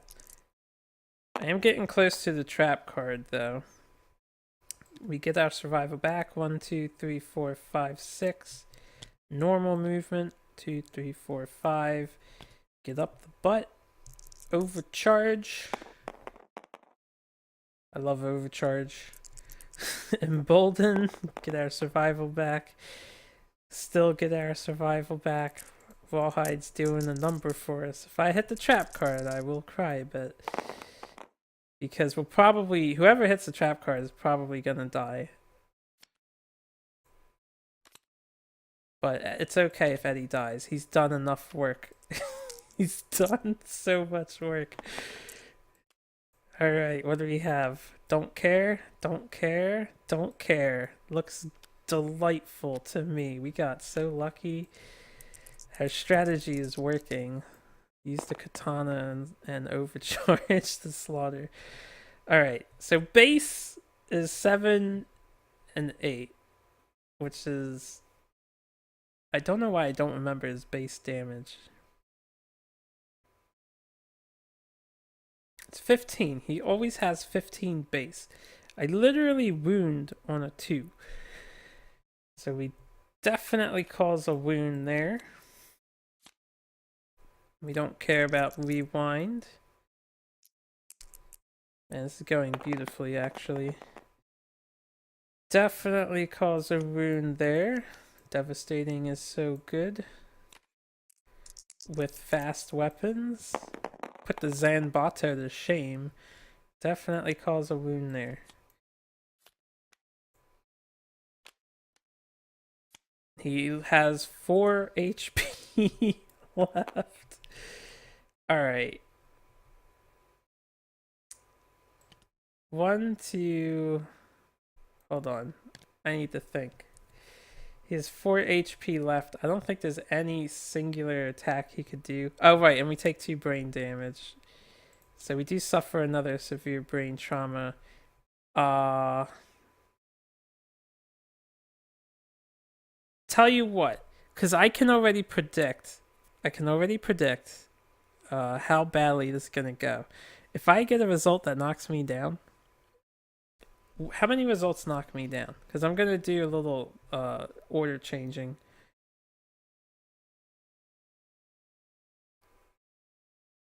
Three is the least we can do. 4 would knock me down. 6 doesn't knock you down. Okay, literally only a 4 knocks you down. Oh, and a 12. And an 11. 11, 12, and 4. Before he went, I should have thought about this, so I am cheating a bit. Come on, I've been doing pretty good. I want to say I screamed, basically, so he doesn't take a severe injury this time, but... Because if he gets knocked down, I would have had to redo all the damage. I'm gonna do it. You know what? Here, I'll make it a little more fair. I will... She does have this. We didn't surge. I will surge. I will say that I surged to scream before he attacked. I think that makes it a little more fair if I at least burn a surge. So this is something I should have thought about before I did his action. So he would have had 2 instead of 1, and we won't take a severe brain injury from chatter, which only does 2. So I'm going to say I did that. And then she still has her action to do stuff.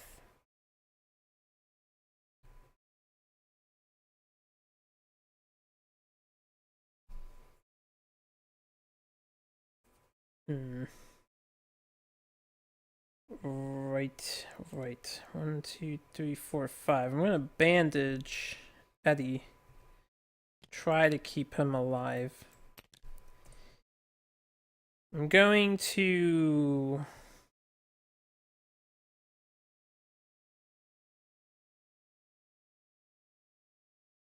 We'll attack with her.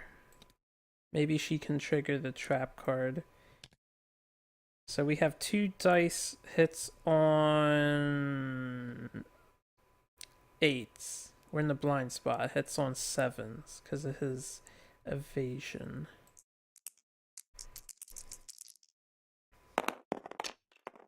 Alright. We got a 10. Perfect hit. Beautiful. And a 5. So 1 hit. Not the trap card. I get to look at this because of club. Ah, board. Board's not bad.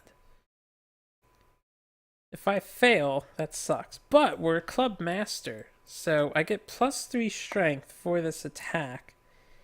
And proficiency, we got a perfect hit, so we're going to double our wound attempt here.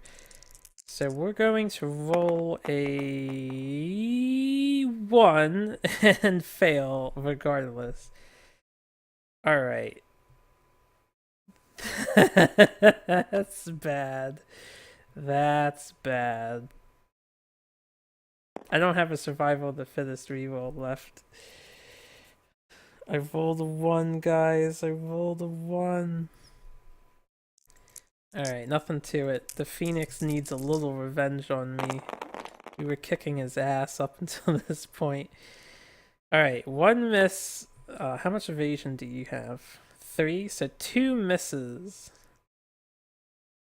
2 hits. So that's not so bad. I can't dodge though. That's not so bad. 2 hits. Actually, this might be good. She gets a age token being targeted by this. And body and waist take 5 damage apiece. Alright. Then she can't dash. 2, 3, 4, 5, 6, 7. He can't dash. And he could dash.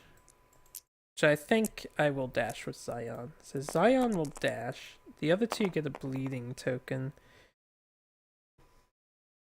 Alright, we lose a survival? Oh, I can't dash because I'm out of survival. So he will not dash. We will all be knocked down. This is fine, I guess. kind of sucks. This is fine. Not her. Not her. Not her. Alright. Since I rolled a crit, I want to look at this card again. I should have paid more attention to it. So he's gonna disdain, which means she'll gain 4 experience. Is that fine? That's fine. I don't care. He's gonna cause severe brain traumas, which is also fine. That means I don't need the block. What I actually need to do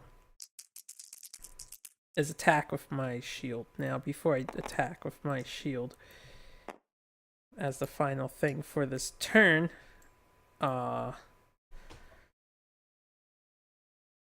we do have -1 accuracy. We are in the blind spot, so we're still at 7. He has an evasion, so we're actually at 8.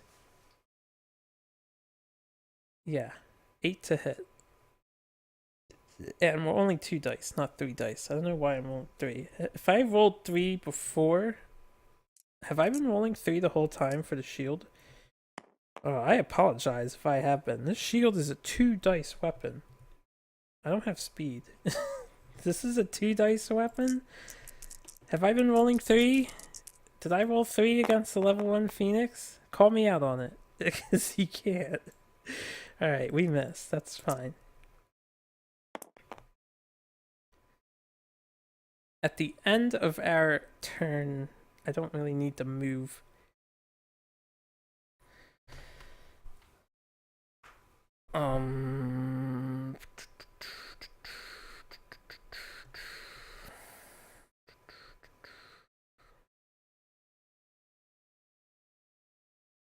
Okay, I think we're fine.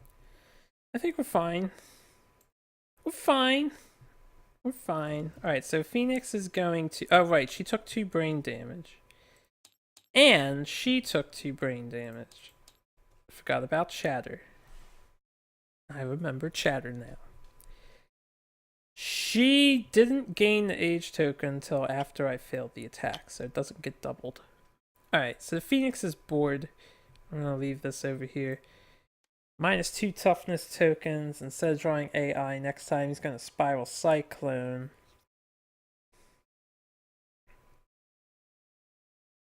And he's gonna disdain again. He's gonna disdain right now when he zeals and does his basic action. There's no threats in range. So he's gonna disdain 3 brain damage to everybody. She ages. Now she basically got her experience back from that hunt event.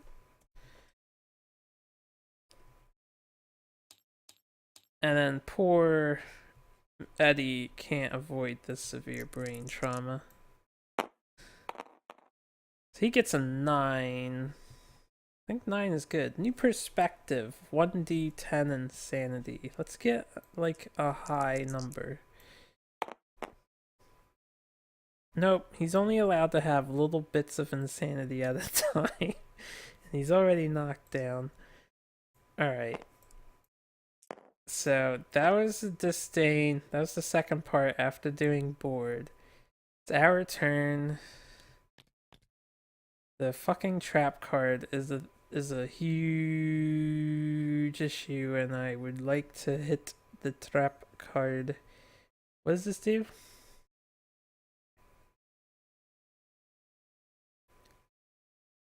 Damage equal to the monster's level.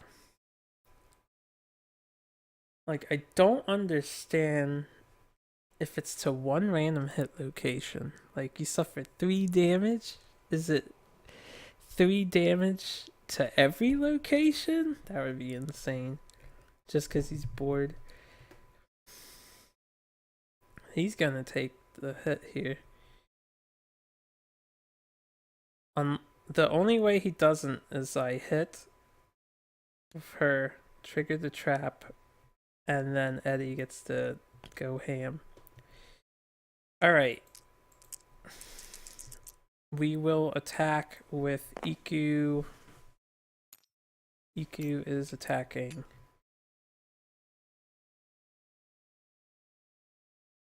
She was never knocked down, was she? Because there's something I have to do. You were knocked down. I don't think Iku was knocked down. She, not her luck token. She doesn't have a strength token. Luck token stays. There you go. And he was knocked down. I'm gonna assume it's 3 damage to 1 location, because you just suffer damage equal to the monster's level, right?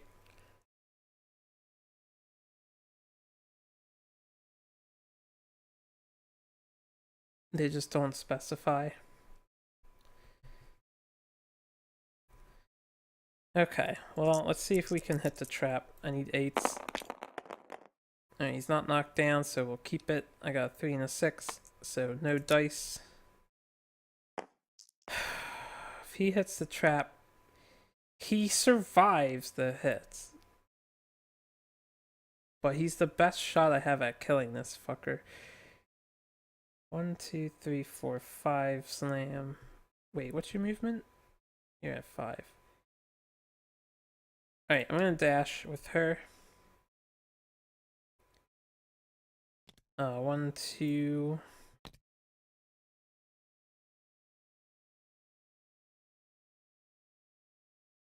3.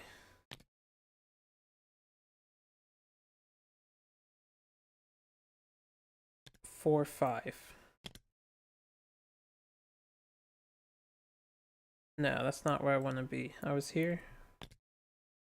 I'm here.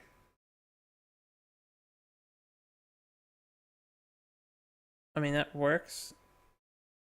I didn't want to knock him back. I can't knock him back. He has 6 movement. Okay, he can dash into the front zone, so this is fine then. We dash here with her. Then we'll do a normal move for the slam. And then we'll skewer. Now, this is probably a wasted effort. I think I burned one for the dash already. If I didn't, I apologize. But our accuracy is technically -2, so we're hitting on 8s. 2 dice due to the speed issue. It's just like having fist and teeth. Get a perfect hit and a 7. So perfect hit. Can we hit the trap? Not the trap. We get a +3 and then we double this. Do we roll a 1 again? I wouldn't be surprised. I'll re-roll that. I want to keep it so bad because that's an 18 right there. Okay, we get a 3, so it's actually a 6. So that's 6, 7, 8, 9, 10, 11, 12, 13, 14.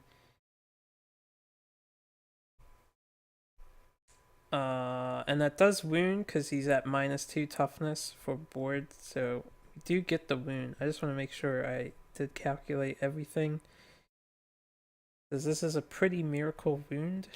I did not overcharge for this though.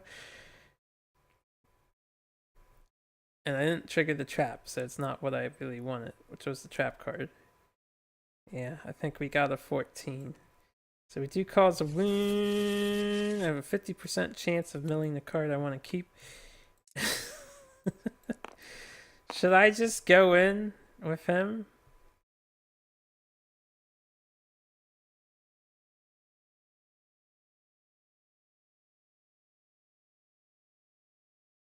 If he dies, he dies. Dash. 1, 2, 3, 4, 5, 6. Regular movement. That's 5, by the way. He gets the survival back on the dash. We will embolden, because we have to do that first now. Lose the survival. I won't put the token there. We will overcharge. We are overcharged now. We get the survival back for that. Now, I'm in front of his face, so I have to figure out again, what do I hit on? Which we just got at least 2 hits. I hit on a 5, a 4, a 3. We hit on 3, so we actually just got 3 hits. Gonna hit that trap card. Oh yeah, baby. Oh, we didn't hit it. We are overcharged. And we don't have age tokens. This could be the end, my friends. The end. We'll do the first location. I didn't get the crit. I almost got the crit. But we didn't get the crit, so nothing happens there. Alright. Next location. Glorious Handed Feet. We have whatever my base number is. I'm at 6 now. Not 7, so 6 and 4 is 10. We're not in the blind spot, so we actually just have a 10. That's a 14. That does cause a wound because he's at 14 at the moment. So that's actually 2 wounds, and the Phoenix is dead. Oh, feels good, man. Slaughtered a Phoenix. There's one more thing I have to do. Before he's dead, before the roll for the winged hands, if I get knocked down, technically none of this goes through. Alright, I rolled 10. That means I'm knocked down, so he's not dead yet. 10 is actually a 12. It will be clarity, and we would have been knocked down due to chatter. At our current survival 2 insanity, gain a disorder. You son of a bitch. Of course I rolled a 10. Why wouldn't I roll a 10? Does anyone have a survival of the fittest reroll left? The answer is no. I'm gonna look anyway. Why would I roll a 10 again for this chart?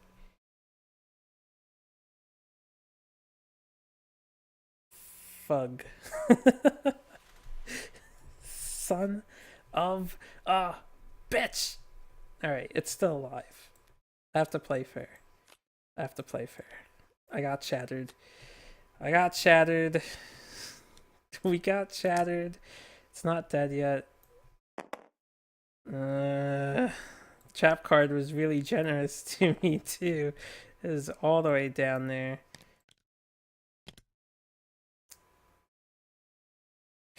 I guess I'll get this debris. Actually, you know what? Screw the debris. 1.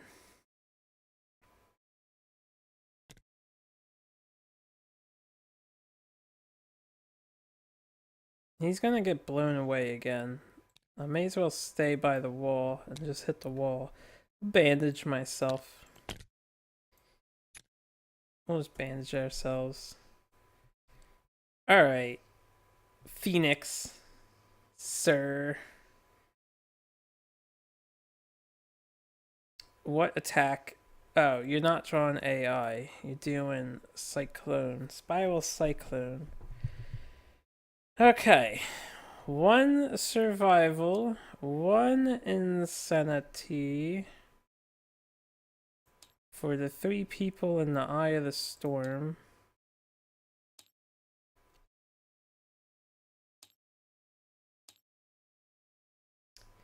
And then he takes 3 damage somewhere. I think that's how this works. Wrong one. Yeah, 3 damage to the body. Knockback 7 and bash. It's not so bad. Alright. What's your next AI card? That is the ultimate question. Now, she could die. Right here. Alright, we are pooping. We're pooping. Pooping on what's her name? I forget. Iku. We have a 7. So we will take a brain damage, 3 brain damage, gain another survival, get some muculent droppings. And I'm okay with this.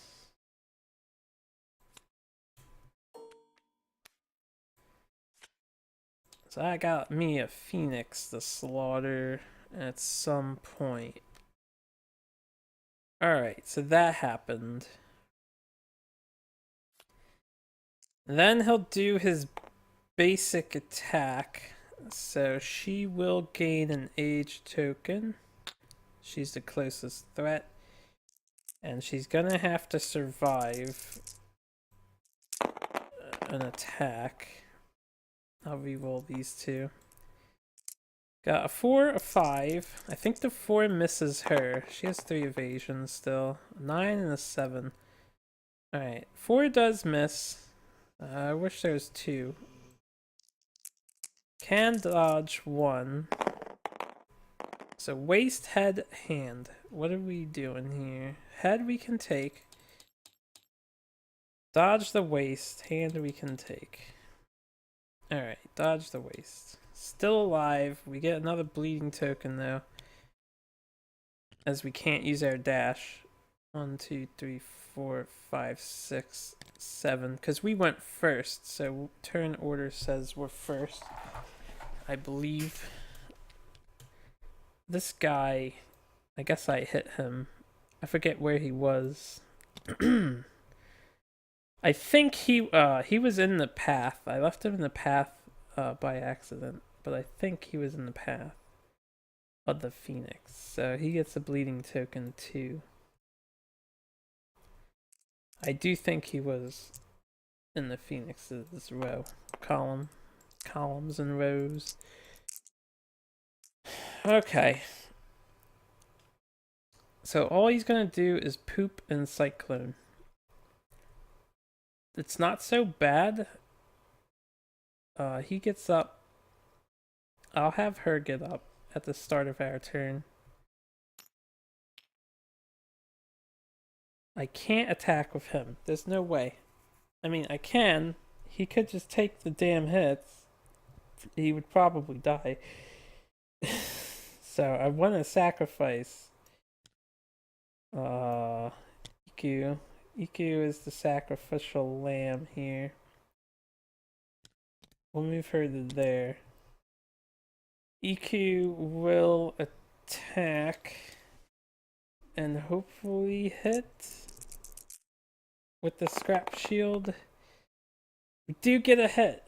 We get a hit. Can it be the trap card? It's not the trap card.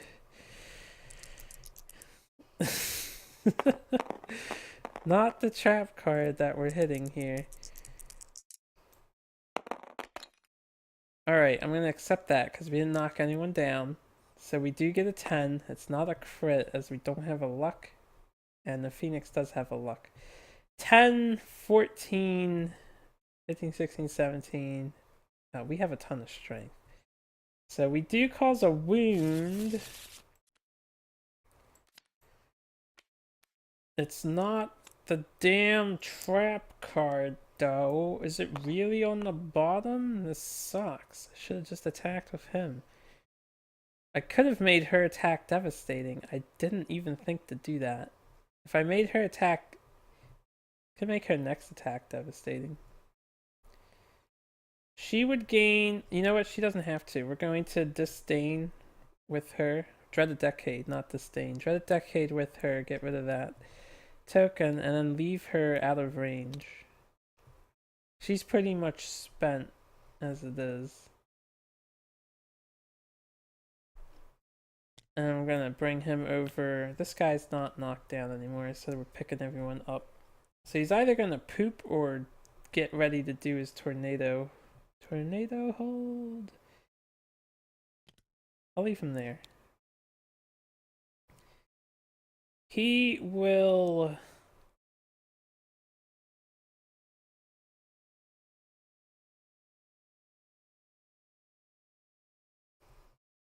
I don't mind putting his life at risk, honestly. I mean, Zion's overall, he's a healthy character. There's nothing wrong with him, but I think we're gonna bring him closer.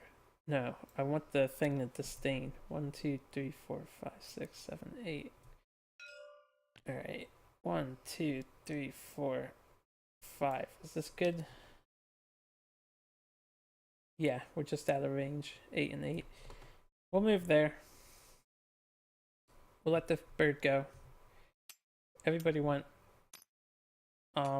She didn't do anything. I'm gonna scream with her. Give her at least some action. Yeah, I don't have to worry about chatter anymore. Oh no, she did do an action. Let me subtract that. I forgot. We dread a decade. Oops. I remember. I remember. Alright, Phoenix. Tornado? Alright, pooping. Pooping on our peoples here. Him and her. Alright, what do we got? We have a 10 and a 6. So first of all, we both take... No, 10 is just a rare goo. So we get rainbow droppings, and then Eddie takes a brain damage per level, so 3 gains of survival.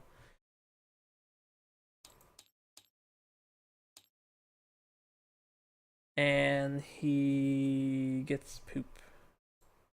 At least we're thinning the resource deck a little bit. So we get some poop, and then we get some special poop. Some slightly more. I wonder what made Poots decide to to get the Phoenix to have like a sub. I guess because it's a bird and birds poop all the damn time, right? That's the whole thing behind it. Because it's a bird, so it goes poop. I guess it makes it makes sense. Kind of. This is such a weird thing. Alright, basic action. Nobody's in range. That's a threat because we're in the blind spot. So he will disdain. Rule of death, I would think he'd make it harder to get behind him. Or something. Take 3 brain damage. 3 brain damage. Man, isn't insanity great? Those two are only in the 80s. He has just enough to attack again. No one had age tokens. Phoenix's turn is over. It is our turn. All I want. 1, 2, 3, 4, 5. Damn. At the end of her act, she gets an extra move. Oh no, she has 7 movement. 6. Punch. Punch with your shield. Hit. Hit. Didn't hit. 7 doesn't hit. 7 doesn't hit, right? Because of this. She has a -1 evasion. Why does it say Oh, right, because she's blind. That's why. Need 8s. Um.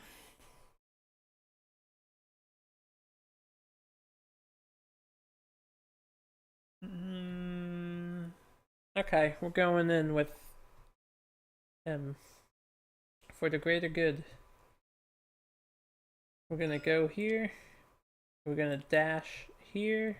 Get right in the blind spot because I need that accuracy. We get our survival back. Oh, he doesn't have survival. Right, he can't dash, man. So we're 4 away. Damn it. This sucks. I don't want anyone to just get attacked randomly.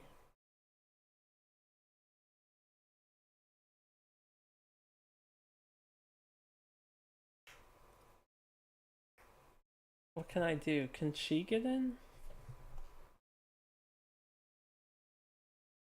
Yeah, she can. Alright. We're gonna put him back to where he was. 1, 2, 3, 4, 5, 6, 7, 8. So he was over here. 1, 2, 3, 4, 5. We're going to get rid of her bleeding tokens. That'll be his turn. She went. We're gonna sacrifice Hotaru Futaba.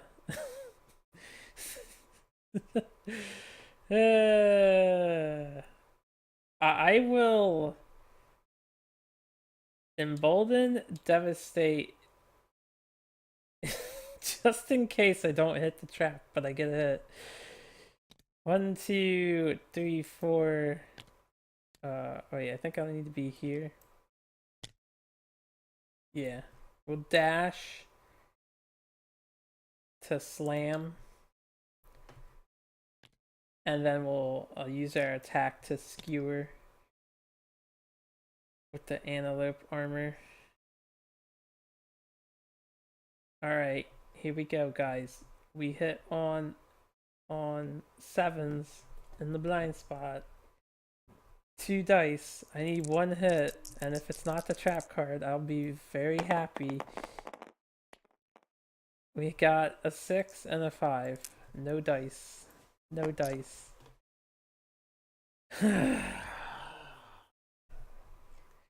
She took 2 for the chatter.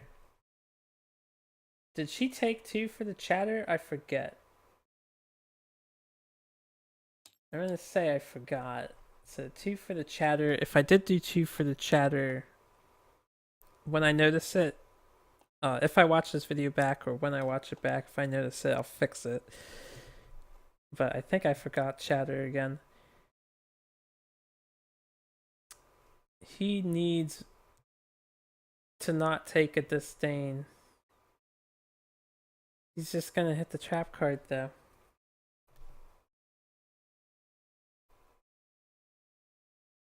I don't care if he dies. The thing is, he's my like nearly guaranteed chance to kill this thing.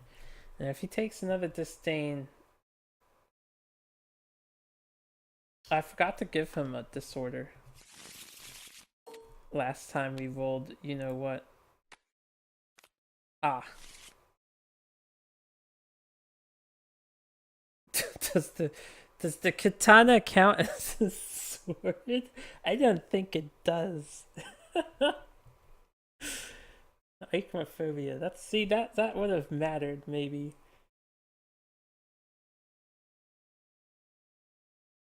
I'm gonna obviously, if you're playing with logic, this would suggest that he can't activate anymore.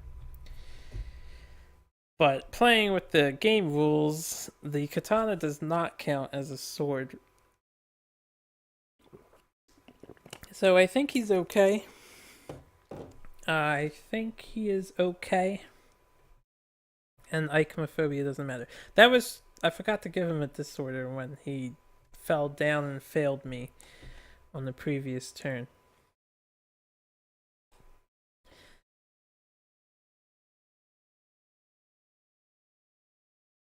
I don't think I would roll another 10 for a disorder. It's possible I roll 10 and he just dies.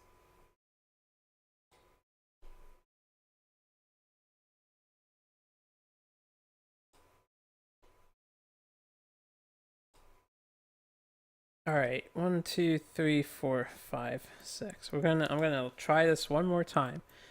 Phoenix is gonna poop on everybody. First and foremost. Hold on. Before he ends his turn, since he's not doing anything, how does this work? Equal to or less than our understanding. If we fail, we just get knocked down. I'm going to try and understand the chatter. I'm going to keep those rolls for the poop. But I want to try and understand the chatter. 8. 1, 2, 3, 4, 5, 6. Alright, so 8, we would have been knocked down at the start of the monster turn. I would choose to stand back up.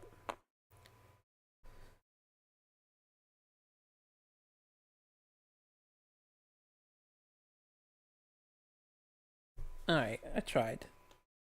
So what's going on with the poop here? 2, 5, and 4. So everyone's getting doused in feces.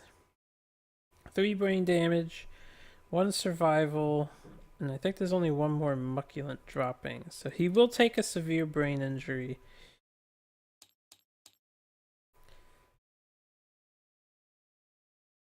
Survival.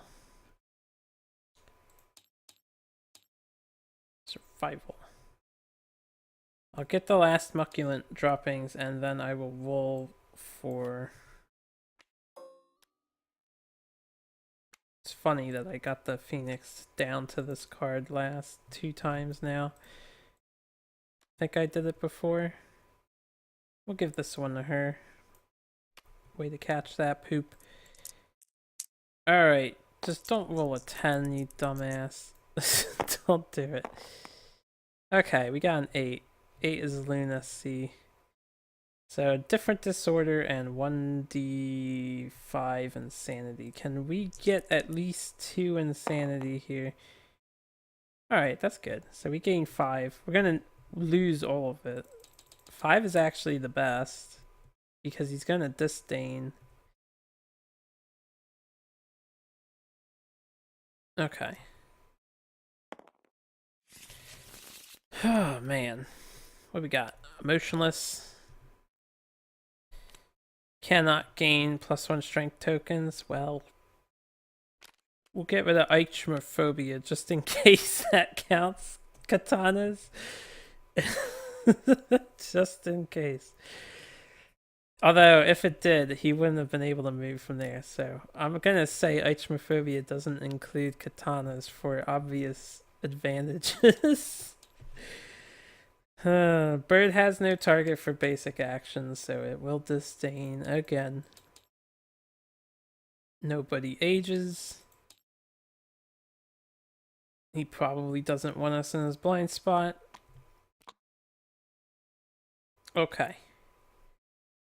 Can I just trigger this fucking trap card, please? 1, 2, 3, 4, 5, 6, 7.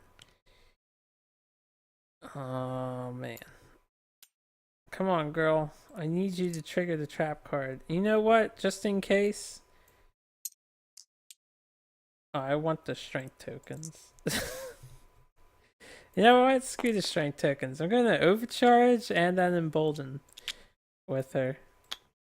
Just in case I don't hit the fucking trap with the next location. Gotta get that overcharge stack going. Alright, 1 and 4, so we missed. 1, 2, 3, 4, 5, 6. What would be the best way for you to do this? 1, 2, 3, 4, 5. Okay, you just have to stand here.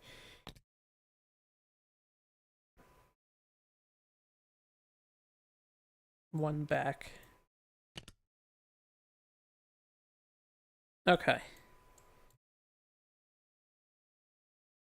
I'm going all in on this. No, I'm not. I'm just gonna yeah, we're gonna dash, slam, skewer.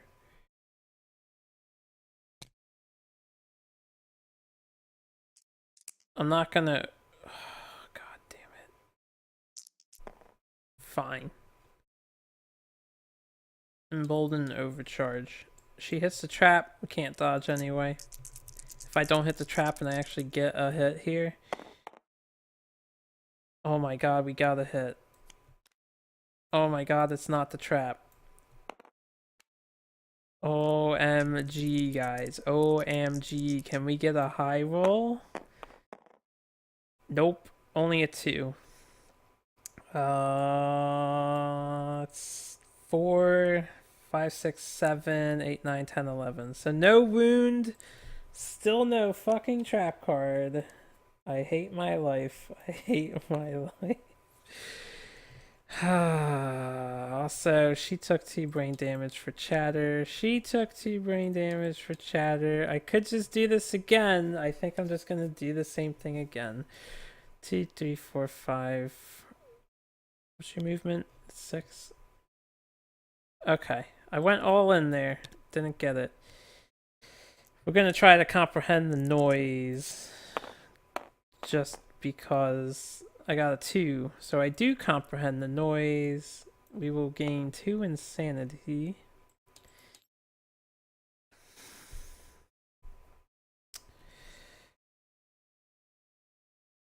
If I roll a 1 for anybody to get pooped on, I'm gonna be so mad.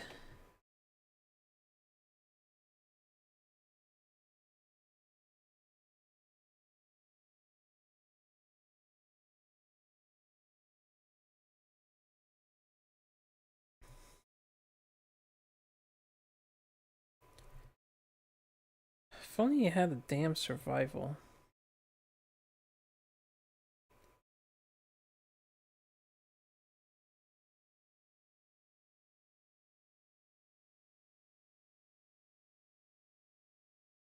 You know what?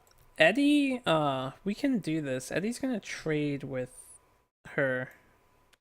Since he's next to her. You can do trading of items at any time. I'm gonna give her the acanthus.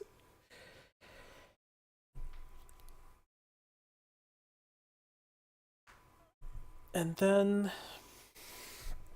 she's gonna give her the acanthus.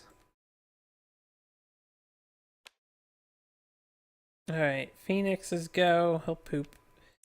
Excuse me. Man, this fight is dragging on because the trap is literally the last fucking card on the deck, apparently. We all get pooped on.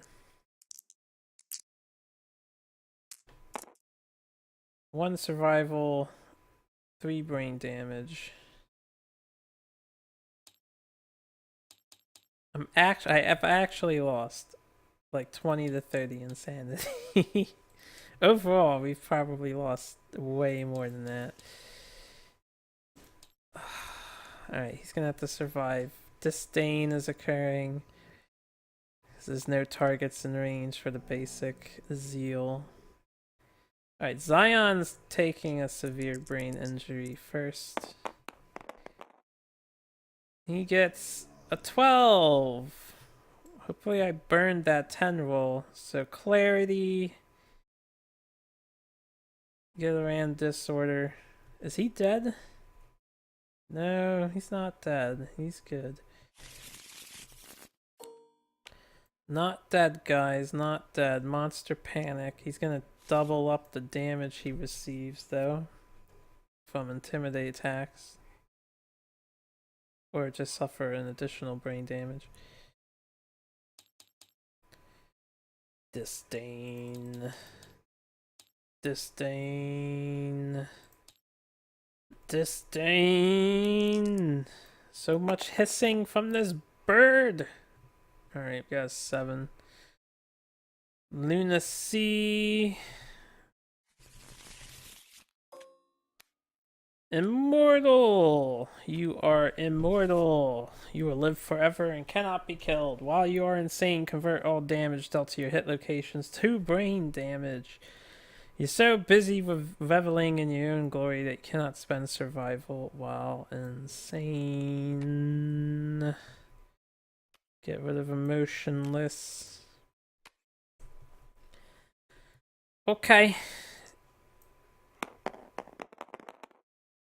We gain 2 insanity. That's all I need to attack through chatter. Can I please hit the trap card? Please, somebody hit the trap card. The trap card, please. Please.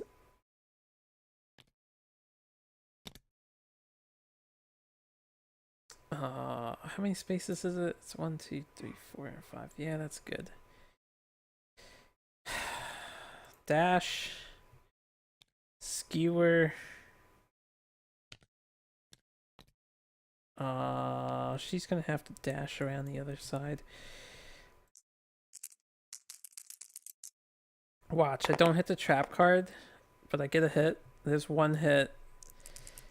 I'm gonna wound it too, I bet you.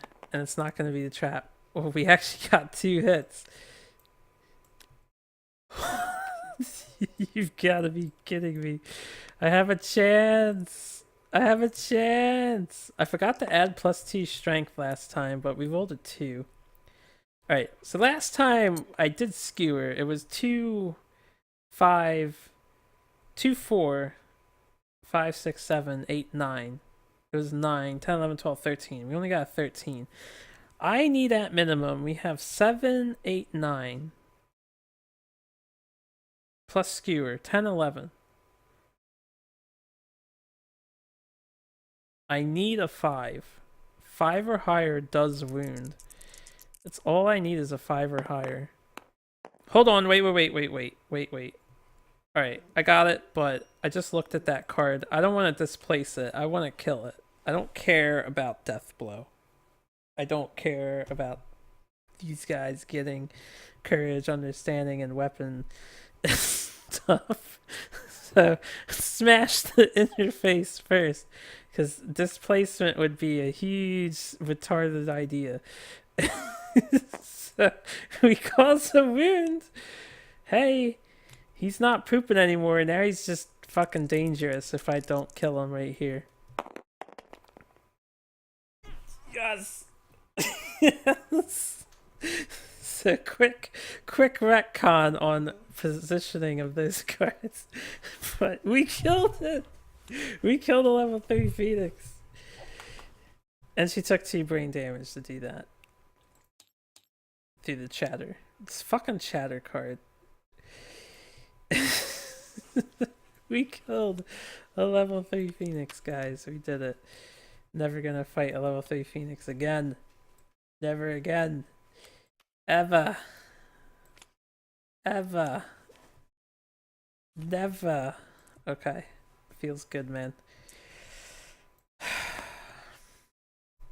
Level 3 Phoenix is super scary.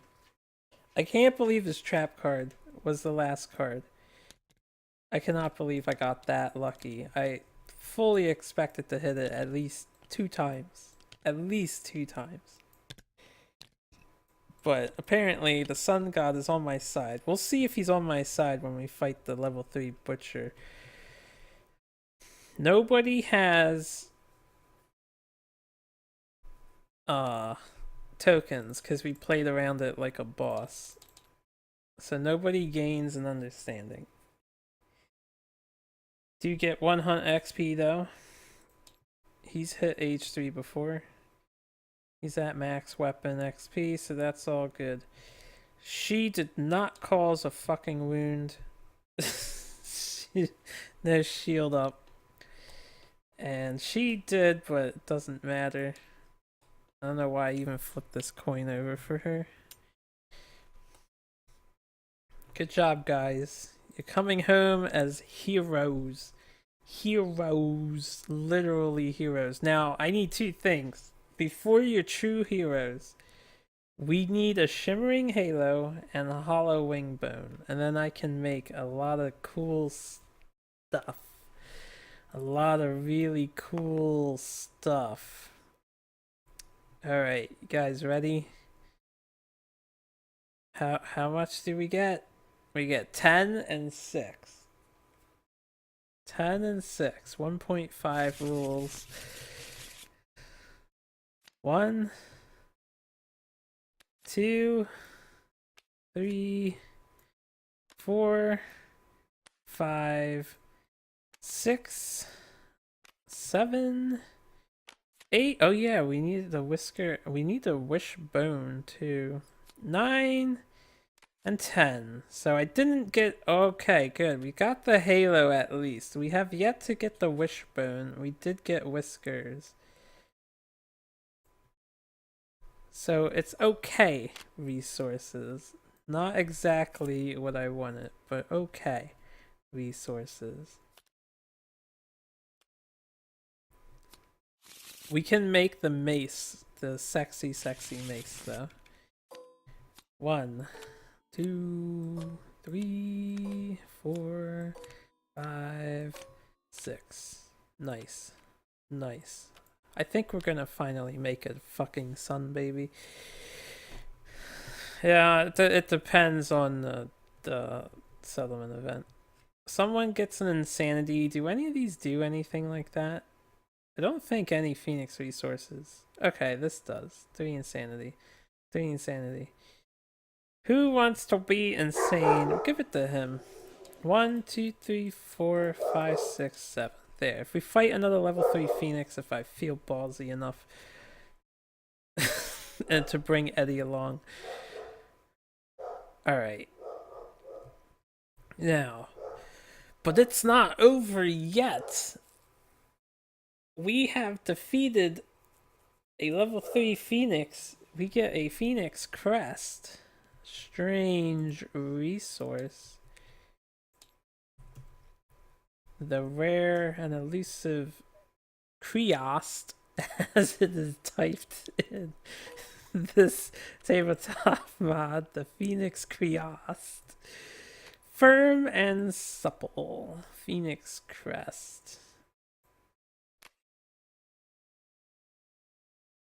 And then we have face painting.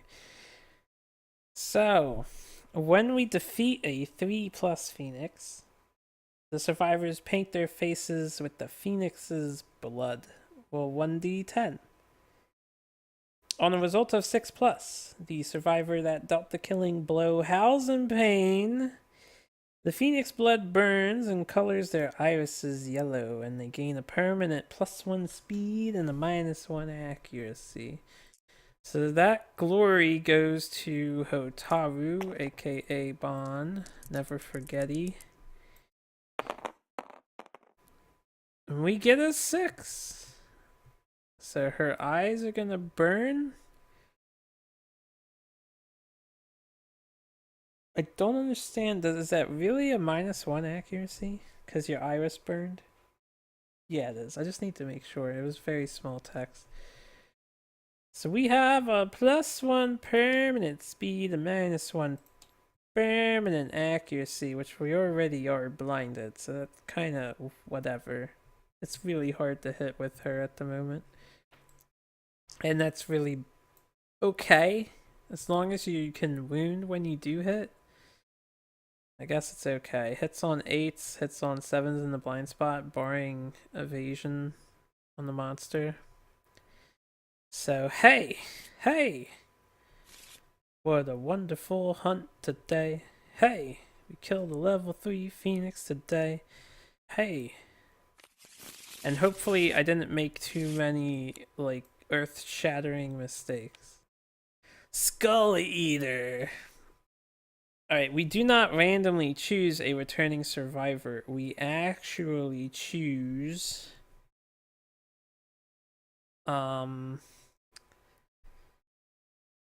we choose him. I think there's someone else who has marrow hunger. No, it was Painwheel had marrow hunger, right?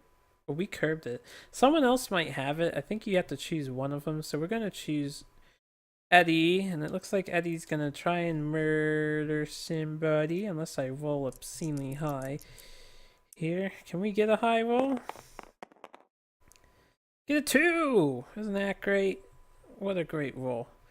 So, the other survivors have learned to fear the Skull Eater's hunger and take matters into their own hands.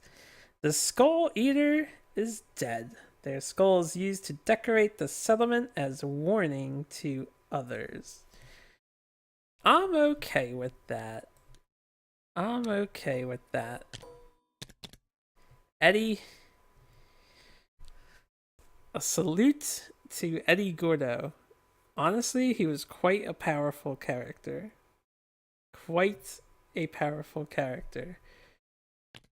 still get 4 endeavors because he is a returning survivor before that occurs.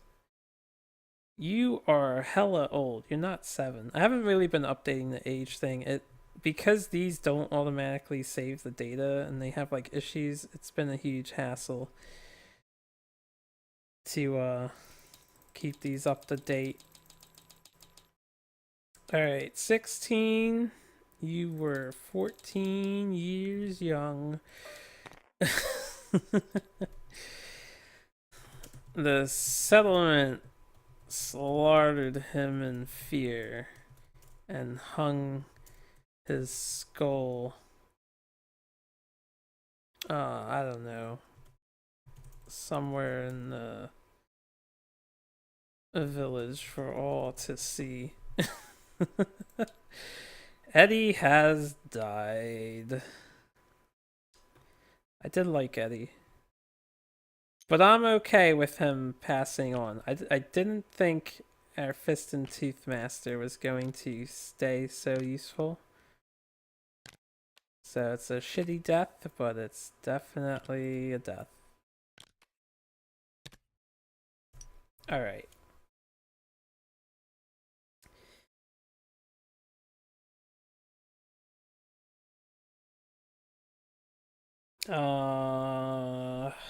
Rest in peace. I think updating the death count is the next thing we do. Eddie Gordo. We will eat his remains. Get one more monster hide.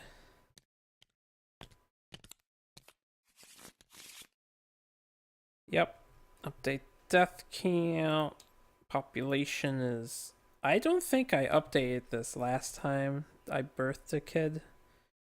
3, 4, 5, 6, 7, 8, 9, 10, 11, 12, 13, 14, 15, 16, 17, 18, 19. Yeah, I didn't add one last time we got a kid. Okay, so we're at 19 pop still. Update the timeline. There is Hands of Heat occurring next year. So we're going to lose all our resources if I do not spend them. I can tell you right now, the first thing I'm going to do, before I end the video and plan out everything that I want to do, the Shimmering Halo 4 iron, which kind of sucks that I'm using my iron up like this because I can't make Phoenix armor, but this is important. 2 Elder Cat Teeth. We can craft the Prism Mace. Glory to the Sun People, and to whoever our future club users are, which I need to start getting final team ready like immediately. We have the Prism Mace.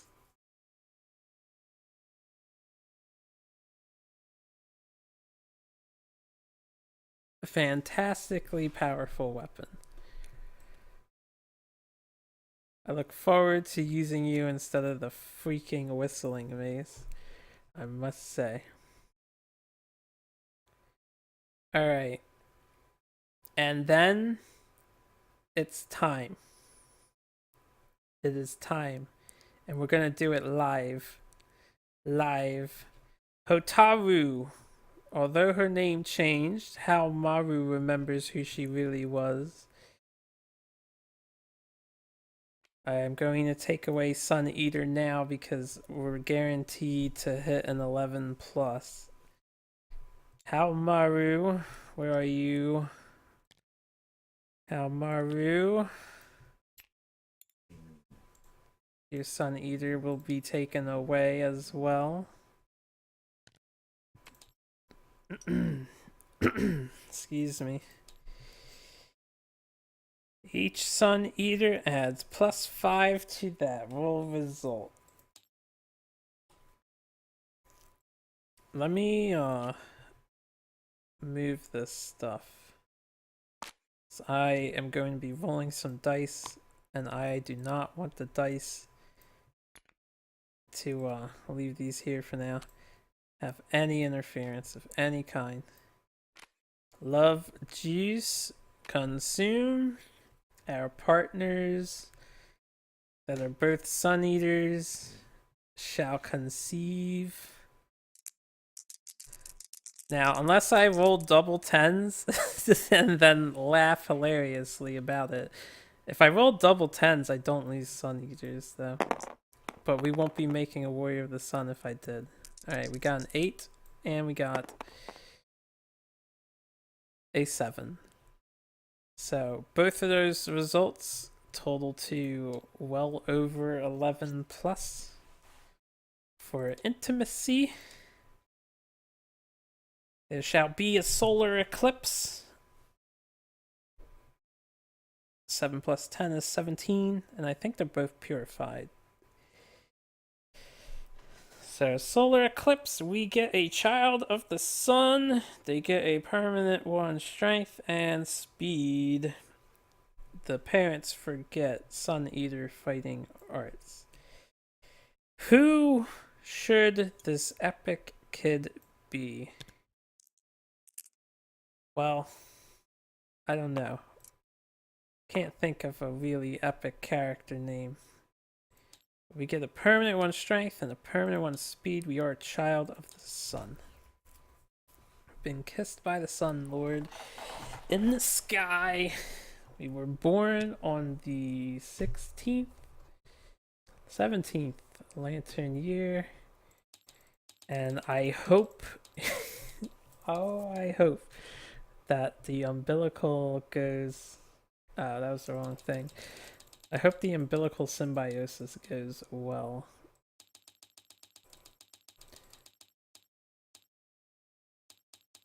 Alright, your parent is...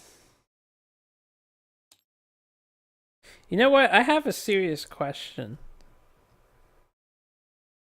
now about partnership.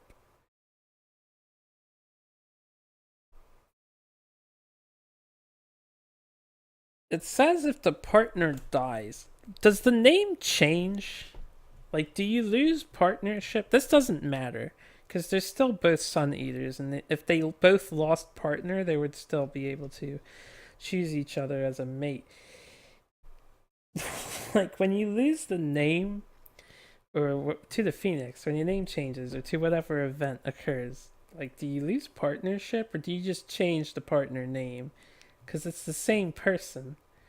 I'm gonna leave it all alone. I have no idea. That's like some sort of sub-meta game I don't even understand. Haohmaru. Alright. Whoops. Alright, we'll put Haohmaru on the left. I will put the updated name though. Hotaru Futaba.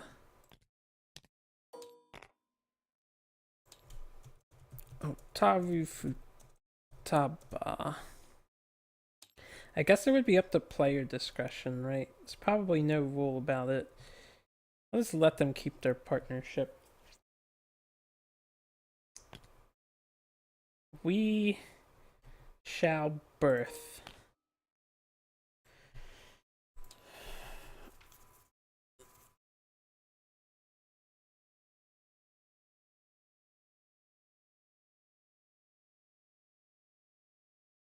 This is gonna be a warrior of the sun, I hope.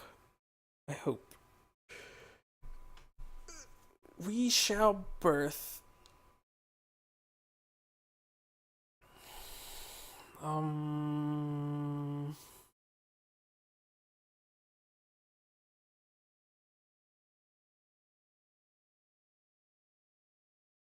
don't know what to pick.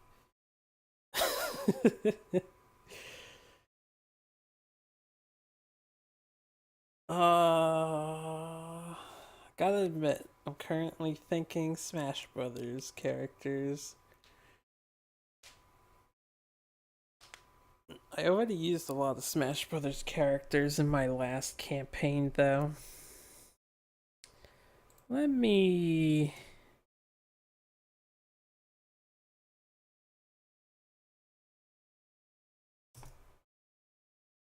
just take a quick look-see. Might be a moment while I ponder. What would I like to take a character from?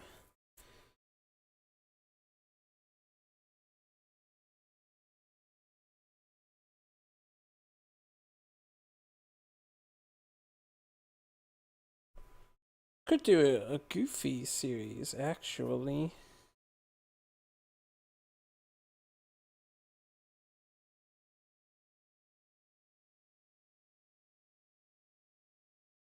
Or, ooh, a boss character. We haven't done Neo Geo Battle Coliseum yet. That would be cool. I did do World Heroes.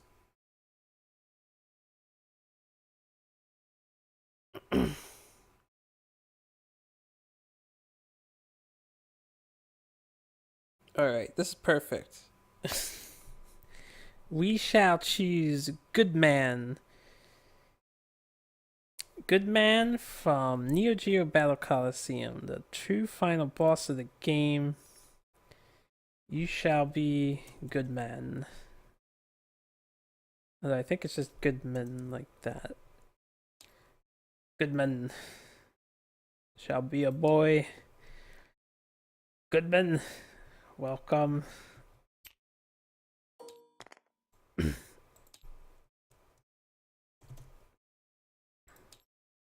We have great plans for you, Goodman.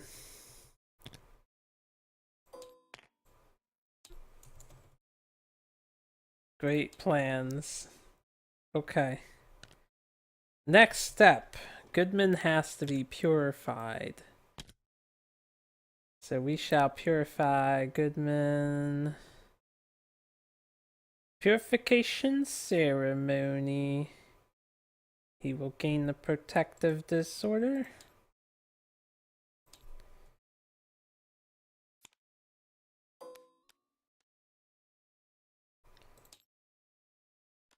Alright. And I'm going to move this to the side. We're going to roll a dice and hope I roll high. Because the point... Yeah, we'll just use a black die. The point is to get as much evasion on this guy as possible. It's going to be... hopefully a high damage tank. Alright, we only got 2. So our choices are strength or accuracy. I will choose accuracy for him. Alright. Permanent accuracy. He is purified. I believe he can't do the next hunt or something like that. Cannot depart this year.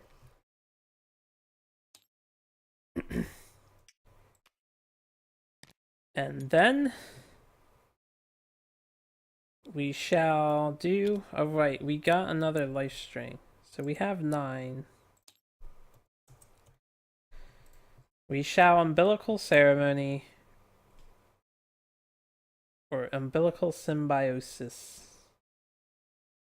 Right now. It's been a long time coming. I hope I get 25, because I want a Warrior of the Sun. At least one for the campaign, since we're playing a Sun campaign. Nominate a survivor born this year to be the newborn. We shall nominate Goodman. He has been purified. We shall get an additional dice. He is a child of the sun. We shall get 4 additional dice. Well, 3 for that. Prepare for the procedure. Any amount of the following modifications can be applied by spending life-string strange resources equal to the indicated number. Each modification may be applied once per umbilical symbiosis. If the synchronization is a failure, all modifications are lost, as are those resources spent. So we have 9.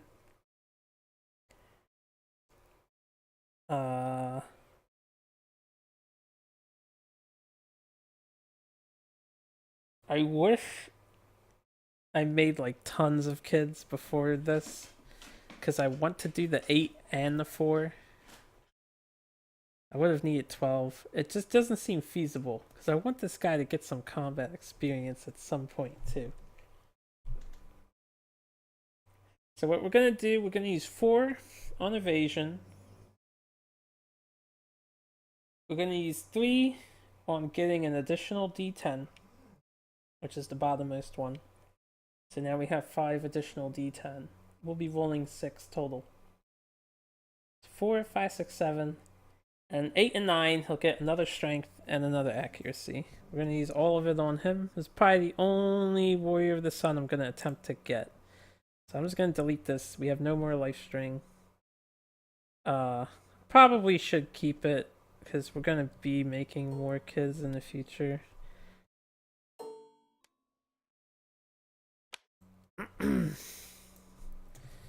Settlement notes. Getting a little overzealous here. I'll just leave it blank. So, first we need to see if this is a success. Nominate a female survivor with at least 1 hunt XP to be the caretaker.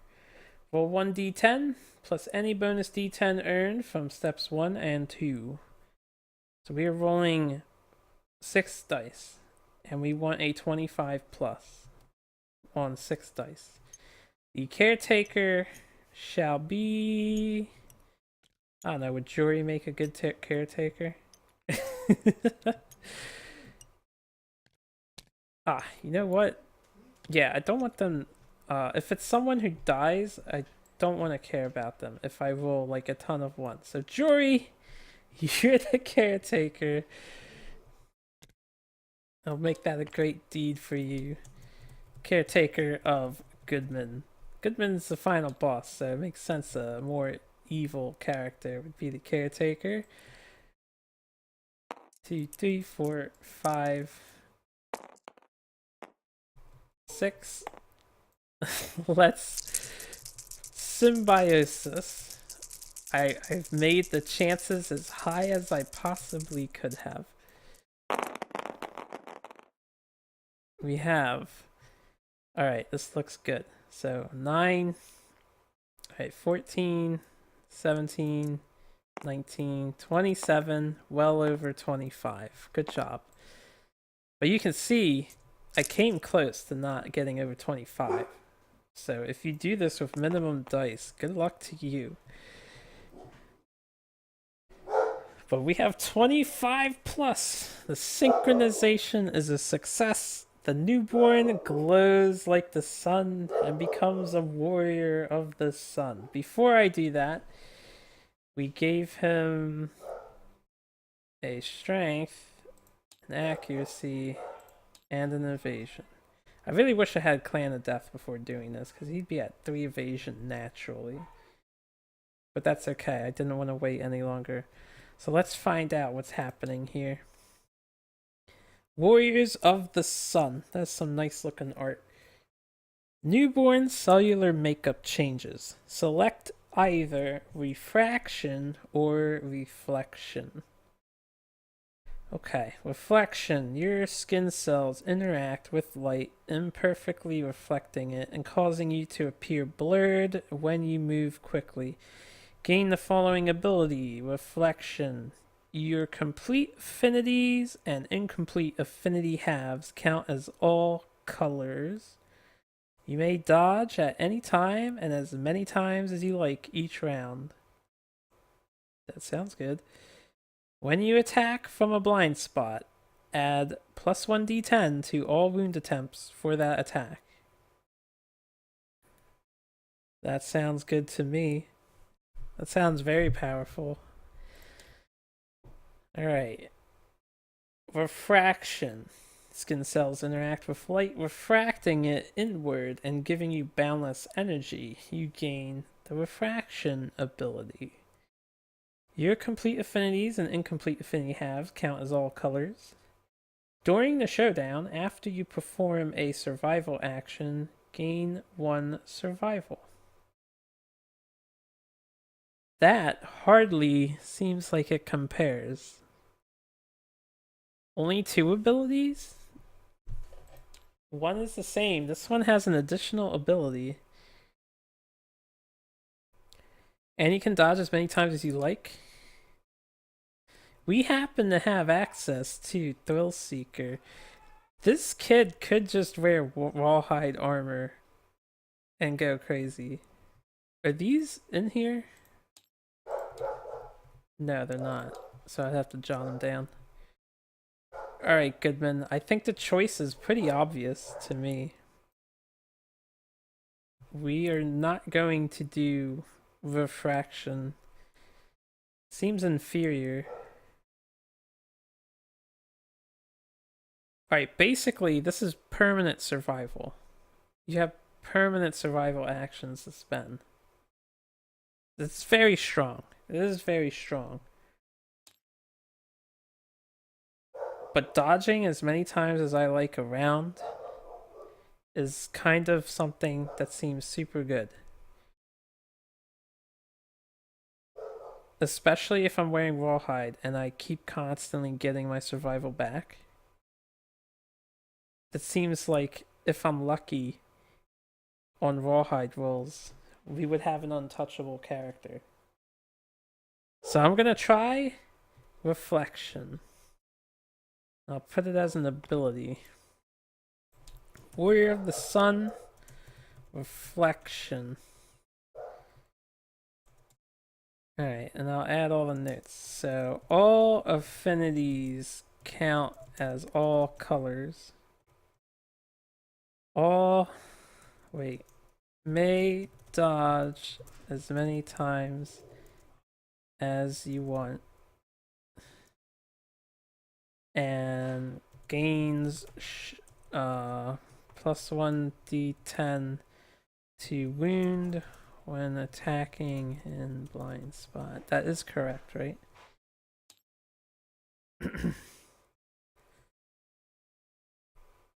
When you attack from a blind spot, add 1d10 to all wound attempts. So it's basically 3 sharp in the blind spot. Dodge at any time, as many times as you like. At any time. Does that mean when he attacks, too? Like if I hit a bad location? At any time, it says. That seems so strong. Glad to see a Warrior of the Sun is worthwhile. Alright, nothing else. This one still seems far superior to this one. Refraction, I do understand. If you're gonna set your dude on fire so they can wear heavy gear, I can see that combo being nice. You'd still be on a time limit, though. Alright, welcome, Goodman. Welcome, Goodman. So, was a Rawhide set worth it on him? Because this counts as all colors now, so this is green and this is green.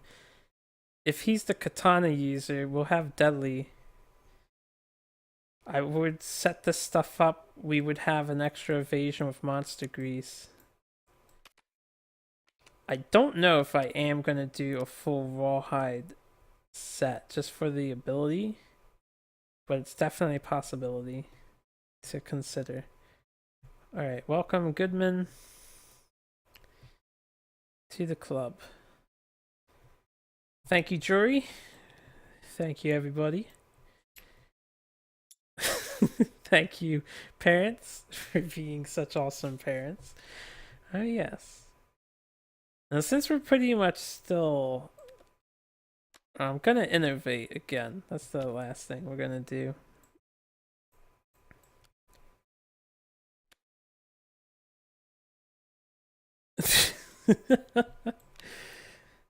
Would I want to have someone eat that and just use survival of the fittest rerolls until we succeed? That'd be funny. Alright. We've got a hide, we've got an organ. I'll just use some poop. Bone. Let's innovate for the year while we're at it. So, year 17 was a glorious year for our settlement. Alright, no family. So, Clan of Death is not a concern, I guess. Kind of sucks. I really did want the evasion on more people. We could get beds. Could get storytelling. Shadow dancing is a waste. It's a waste. I think I might want this. Now, hear me out. I've never fought the Sunstalker before, but maybe Shadow dancing helps in its fight. because I know the concept that it does create shadows of your own guys, so this could be worth it for the final showdown. Maybe. We still have some years before we get there. The only problem is the Nemesis don't really give you any supplies. And Hands of Heat is going to eat all my resources up. We still have time to choose that if I want it.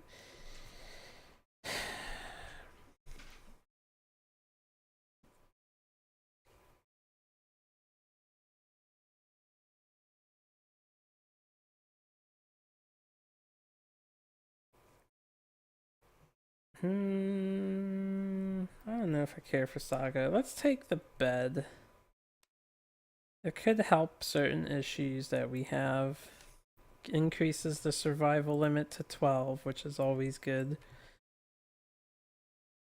No new consequences added to the deck. Alright.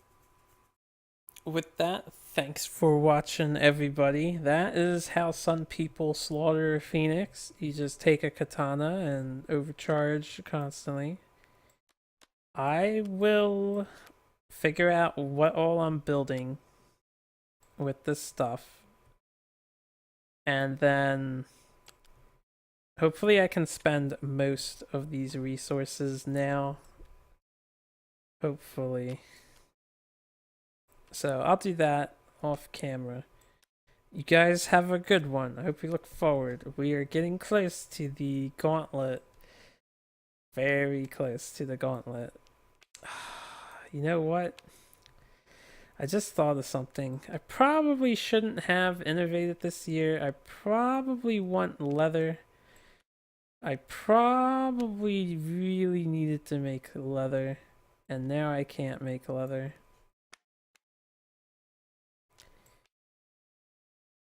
You know what? I need leather. I'm thinking about it now. I need leather. I'm gonna undo the innovate. I'll leave the endeavor spent. I'm gonna undo the innovate though. Which means I use the poop. I use the bone. What the hell did I use for the hide? Did I use a hide for the hide? I think I used a hide for the hide. So I just realized. I'm gonna make leather instead. Let me just, I guess, finish doing this shit. Who else has stuff? You do. And then we have more things up here. I have 3 questionable stuff. Alright. Well, abiding by the limits of the resource deck, which I have so far. Usually I don't care when it comes to leather, but I've been abiding by it. There's 4 in here. 4. I'll take them out. I'm not gonna actually craft stuff right now. Let me just take them out. I'll make 4 leather. I think this is a much smarter idea than innovating. We have most of the innovations we want anyway. So yeah, I'm definitely gonna backtrack on that innovating bit. Get rid of those 4, we get 4 leathers. Okay. Thank you so much for watching. I'll make some shit with our shit and then we'll go hunt. I don't know what we're hunting. I'll figure it out. See you guys in the next one.